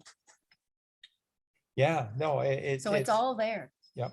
It's all been given to us. So it's up to us to discover. That's what the journey is all about, to know thyself, to know the journey of our divine. It's just beautiful. It's a plan. And that's why you have people that are in chat rooms and being part of communities, because this is virtual travel. So you just need to know that moving forward. When you want to journey and learn and to become wise, don't try to do this necessarily just on your own. Get off your butt and travel, because you're going to see the brilliance and the totality, the wholeness of God's creation. And the Chinese have so much wisdom and genius to teach us. The Japanese have some, the Koreans, the Vietnamese, Yes. everywhere you go on this earth, the Bolivians and the Chileans, everywhere you go, there is just such wisdom everywhere. The Africa, there has to be so much truth in Africa, because it is the mother. It is the mother, Africa. Listen to Toto's song after. It's beautiful. Yes. So Valerie Sakor says, big profound question. Love you, Val. Who is 48? You were just saying it earlier. Well, yeah, 48, apparently, I think evil comes to 48. And this is from negative 48, and he's negative evil. So, yeah, I mean, he would have to be JFK, supposedly, or someone very close. Well, E is 5, V is 22, so that's 27, and I is, of course, 9, so that's 36, and L is 12, so that's 48. Yeah. Evil is 48, so he's negative 48. Yeah. That's how he called himself. And I don't know if I should. By bring the up- way, the mother is negatively charged. Yes. Oh, and then before we talked about the fact that Venus is always 48 degrees within the Yes. sun. And then you were saying it's the higher version of the mother, Yeah. like moon, and then the Venus, like so venerate, revere, all Yes. comes from Venus. And yeah. And it's like the significance of love. So there's that too. And look at the first synonym for Venus is Diana. Yes. Diana, Princess Diana, we love you so much. Abs- And thank you for absolutely. your sacrifice. And Yeah, thank you for your all courage work. and You strength. I beautiful, mean, beautiful we soul. Colleen and I, and so many people, Princess Diana, we have been with you with every waking beat of our hearts, because we saw the authenticity in you, and we saw how you were trying to make a difference, and we saw how frustrated you were in not being able to tell the truth about the royals, whom everybody was just kowtowing to. Anybody was in the belly of Yike. the beast. Mhm. Wow. Oh, the queen, and oh, don't you just love the queen mother? And wow, and Prince Philip. Ugh. And Mark or Mary OC was saying, my mom spoke Gaelic. In the prayer called Our Father, we say Jesus. The Our Father in Gaelic is ISSA, Isa. See? Christy, ISSA is another one of these names for Joshua. Isa. Yeah. That's where we get the word yes from the sun. Christy Bassett asked, Hi, Christy. We love you so much. yeah, we do. Does anyone know if CBK bloodline is connected to Grace Kelly? That's interesting that you would say that, because I had another flash about Grace Kelly, and I've had about 3 of them now since March of 2020. And there is a divinity with Grace Kelly. And when she married, just think about this, the Prince of Monaco to eventually become the Queen of Monaco. Is that not John Galting her? Where did they get her out of the belly of the beast? Where was she? She was an actress in Hollywood. And they had to get her the hell I out think of we've only got Dodge. a couple of weeks before we better do our show. We got to do our show right away on who we think has been John Galton. Because I Yes. think they're going to start. Ooh, I think they're going to start. revealing. Negative 48 says, if he was to venture a guess on who would be the first to come out of everybody, he thinks maybe it might be Michael Jackson. Uh-huh. So that would be amazing. That'd be awesome. Hey, and how about negative 48 story from the other night that you called me in to hear, and that was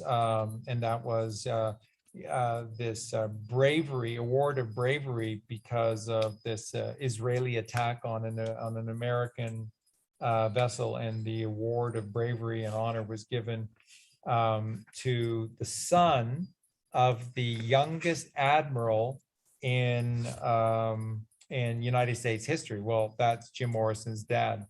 So that's Jim Morrison. And then when Colleen asked me about, well, why did Rush Limbaugh die? Remember when you asked me that? And I said, well, of course he has to, because we're coming close to the end. He has to make way for Jim Morrison to resurrect himself. So I think Jim Morrison will be another one who will be at the forefront of this right away. And for those who aren't aware, that the bridge lady, Veronica, Oh, I forget her last name. The bridge lady, she's known as, she Marilyn Monroe. she died in the hospital of COVID related something or other, Huh. and they were making a big deal about it. Lynn Wood was calling in Yeah. and trying to get the power of attorney to release her from Yeah. the hospital and Yeah. da, da, da. But then negative 48 said, but she had to die because she was Marilyn frickin' Monroe. I just cried. I cried tears like a big baby when I heard that, because it was just like, seriously, these people have been in my heart, and I didn't know why, that these people were in my heart. Princess Di, all of these people, I didn't know them, but they were in my heart. And so when Marilyn Monroe and her story, it just sits on me. And to hear that she is freaking John Galton and she's alive and she's been living a life, it just gives me nothing but pleasure to know that she's been working to free humanity from enslavement, because wow. Yes. Right, and Wow. when she's abused, she was massively used and abused. And she So- had to so- live with the stories that have been going around for her whole life, That's you right. know, knowing that John F. Kennedy. that they were supposedly having this affair and Exactly. that she's a tramp and she was being, you know, she was Mhm. trying to, So how do you Used- destroy all of that stuff? Dark to light. So Damn the Torpedoes, Tom Petty's third album, Damn the Torpedoes, full steam ahead. Damn the Torpedoes, you just go full right. You just go full righteous on these assholes. And that's how you get them back. Dark to light, baby. Dark to light, dark to light, dark to light. That's why so many were John Galted. John Lennon, guaranteed he was not shot and killed on that fateful night in December. He was not. He absolutely was not. He was John Galted. And you know, George Harrison. George Harrison.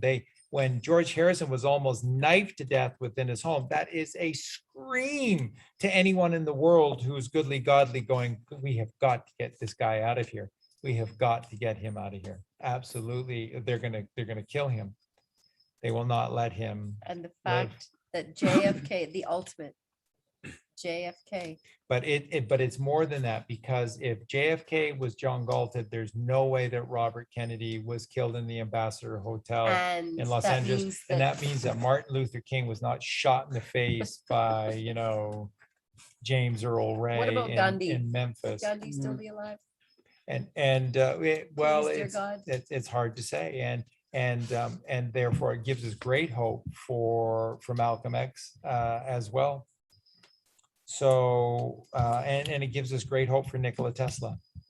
Oh, wow. Hmm. That would be awesome if Tesla was alive. What did Q say again and about Howard again? Hughes? None of this would be possible. None of this would be possible without Nikola Tesla. If you're listening, Howard Tesla. Wow. Yeah, 369 and 12. Mr. Tesla, Yeah, Mr. Tesla. Mr. Tesla. Wow. We're just infants. Yes. Had a good question from Jen's Bubbles, which we've covered this before, but it's good to reiterate. So why I'm paraphrasing. Let me just pull up her question specifically. Why does the Old Testament give instruction on what animal meat we are allowed to eat? Was this put there by man to deceive us, or can this be explained, please? Yeah, I think a really good, because wasn't that you, Eugene? That was No, it was Justin. was it Justin that was also talking about, well, it could also be as a guide for fallen man in terms of what is more cleanly, but no, in terms of, so I think that could be a possibility as well. But I've never swayed off of the fact that when you look at it, what it's just saying is that what is domesticated and what is bestial. And if you notice when you go through and those passages, what they're saying is you don't eat bestial, and what you eat is domesticated. And so people are going, see, Charlie, that's, yeah, so it's totally okay to eat cows and lambs and all, because they're all domesticated animals. No, domesticated means in alignment to God. And so these are sheep, and they're not advocating eating sheep. It means take no thought for your life, and that what you don't ever eat is bestial meats. You don't eat the bestial meats because that is the carnal left brain. It's always referring left brain, right brain, left brain, right brain, left brain, right brain. How do you know that? Because we're in the duality. The duality is, you know, red shift, blue shift, left path, right path. It's left brain, right brain. Here's a great question. Was the real Paul John Galted? Wouldn't that be amazing? The two of them came out. Wow. Well, look at the year, right? So that's right after JFK. And So the things that he was talking about before. Yeah, and so, oh wow, that Yeah. I never thought about that. But the real Paul, yeah, maybe he was John Galted. That would be amazing. Wow. yeah. He was writing a lot of divinity songs, and so yeah, wouldn't that and be these amazing? The people- real Beatles, these the peop- real right. Beatles, But these people, minus Ringo, please. these people Sorry, didn't Ringo. stop being prolific with their writings. They must have been writing for other groups, right? So some of these songs that we know to be Gnostic treasures were probably written by some of these beautiful Or, John or Galton. help, or guided, right? Or Right. shaped, guided Possibly, and right? whatnot. Yeah, like what you're seeing with Michael So Jackson. it's So like suddenly we've Michael still been Jackson. able to experience their beauty and their Mhm. essence, which Yeah. is, wow, Yeah. thank you. So Michael Jackson is suddenly unaccredited, showing up on all these hit records out of the 70s and 80s, because that's the kind man that Michael Jackson is. So, and that's what you found with the band Toto. So I hold great hope that Toto's drummer and co-founder, Jeff Porcaro, part of this really, really divine Porcaro family, was John Galton as well, because the circumstances around Jeff Porcaro's death are absolutely bizarre. And that he was spraying bees, and he had an allergic reaction to the bee spray, and he died. It doesn't hold water. And just, if people don't know, Jeff Porcaro is one of a handful of the best drummers that have ever graced the drum stool. So he was an absolute genius performer. He could play every instrument, but he was an absolute. He was the white Bernard Purdie. Bernard Purdie and Jeff Porcaro, the two shuffles. Wow, genius. So it is a great hope of ours. And then, significance, everyone, again, about the band Toto, gematria, again, what is T? T is 20. So it's 2020, 22, the mother. Truth coming out in 2022, Toto Adds up to telling the 70, truth. Because 15, 20, and then 2015. So Yeah. that'd be 35, 35. And what's that trilogy of songs that Toto did to start their second album Hydra? And that was Hydra, St. George and the Dragon in 99. And that's the reward if you do the work. So in Hydra, he failed because he didn't know, but God loves a trier. So he came back with greater wisdom and knowledge in St. George and the Dragon, and destroyed the dragon, the Hydra, the carnal beast. And then in the third song, you get God, the Trinity. You get the Father and the Mother, 99, Most High. Fantastic. A couple of people asked how did these people remain in hiding who were John Galton? How did the Cabal not know about them? Oh, you saw the beer commercial. They're just put on these small Caribbean islands, or small, beautiful, resort islands. And then as soon as the radar sees a boat coming by, they just pull the screen down, and it just shows. Well, and Negative 48 kind of addressed that by saying that they couldn't actually say anything. Right, The because it would- Cabal can't say anything because it would show us That's right. Well, why they would have to be. that they're not John in Galton. control, That's right. that they're not in control, and that their narrative is a lie. So it becomes another secret. Yeah, for it's them. the whole V for Vendetta thing, and also Watch that movie again, Atlas folks. Shrugged, Mhm. at the third movie, like the basically the ideal of the ego, the president and the Thompson guy, or whatever that figure. He did not want you to know that there was this outside I don't know, like hope, for I guess Yeah. you could say. Mhm. And also I feel like this draws to Harry having that cloak of invisibility. And then Frodo, when he goes into the ring, he also goes into the invisibility. Of course. So I think it draws to those two. Well, and it's arrogance as well. The ego, left brain is very arrogant, is very Yeah. self-assured Yes. that its way is. So they never thought she would lose. Yes. And that's another cue phrase. They never thought she would lose. They were They so still arrogant. think they can win this. Mhm. They still think they have us, and yeah, They're wrong. they're wrong. Because they're underestimating God, and they always have. Mhm. Symbolism Always will be will. their downfall. Left brain carnal monsters don't create anything. They reverse engineer the genius of mankind. The Henry Fords. the And there's Nikola always parts Teslas. left over when you reverse engineer and you're like, wonder what these are for. That's right. Wonder what that bolt was for. Yeah. Gee, I don't know. Seems to be working. Okay. Yeah. Pierre Beauchamp taught you everything to know about biology and chemistry and was an absolute genius. And nobody knows about Pierre Beauchamp. Everybody knows about Louis Pasteur, and that for us to live, we have to kill everything. So there you go. Pierre Beauchamp said, you eat life, you have life, and you don't have to worry about bacteria because you cannot become diseased if you're alkaline. So just eat life. Eating life is alkaline. That's Pierre Beauchamp, which everybody saw as the smartest man in the world, like a living, breathing Renaissance man. And nobody knows about Pierre Beauchamp, but everybody knows about Louis Pasteur. Yeah, so that makes total sense. Just bring everything past the boiling point and kill it, then eat it. There you go. You die at 60 and wonder why.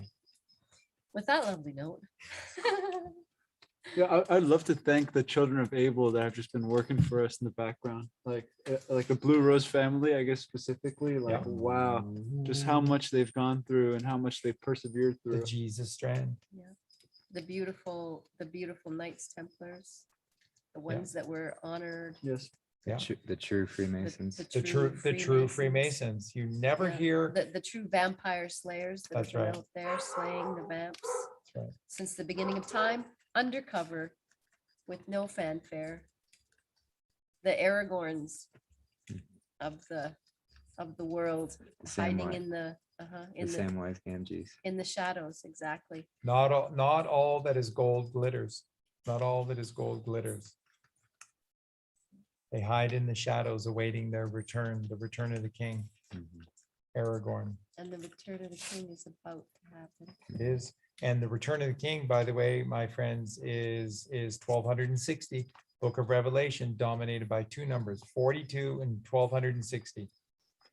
What's the only way you can get 42 to become 1260? 30. Times 30, times 30. How do you get a circle? You take the 12 and 30 degrees of separation, and there's the 360. And all you have to do to learn the truth is to piece the 12 puzzle pieces together to get the Pisces. one, the whole, which is Jesus in the center of the puzzle. So it's so beautiful. In the book of Revelation, she fled into the wilderness, being the virgin territory of the right brain. She fled into the wilderness for 42 days, and thereupon she found a house gifted to her by God. And for 1260 days, she took nothing but nourishment from God. Would that be the Circuit of Galilee? This is the highest of the three journeys that we have to do. This is the return of the king. Because you become the mass star. When you can achieve the 1261 plus 2 plus 6 is 9, which is divine. Then you are the mass star. You're the return of the king. We're doing it. Joshua, Jeheshua, 74, 77. Jesus Christ, 74, 77. God loves a trier. The rewards are built into the work. We love you guys.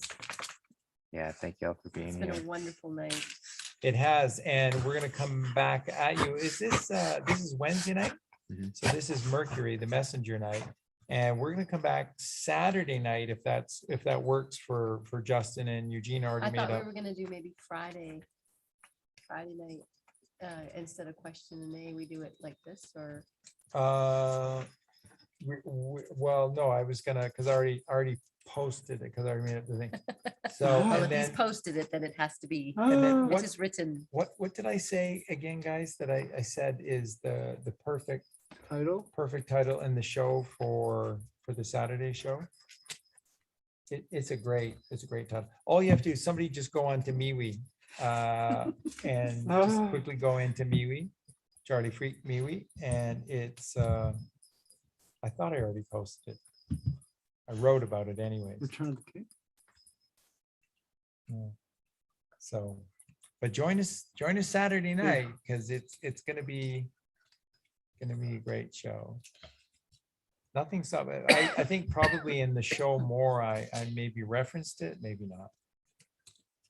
episode 3 will be coming this Saturday night. Will be entitled "The Truth of the '60s and Those Dirty Hippies." Oh, Yeah, the Some- truth of the 60s and those dirty hippies. That's going to be an amazing show. We're going to blow you away because you know what you're going to find out about the truth about the hippies on Saturday night?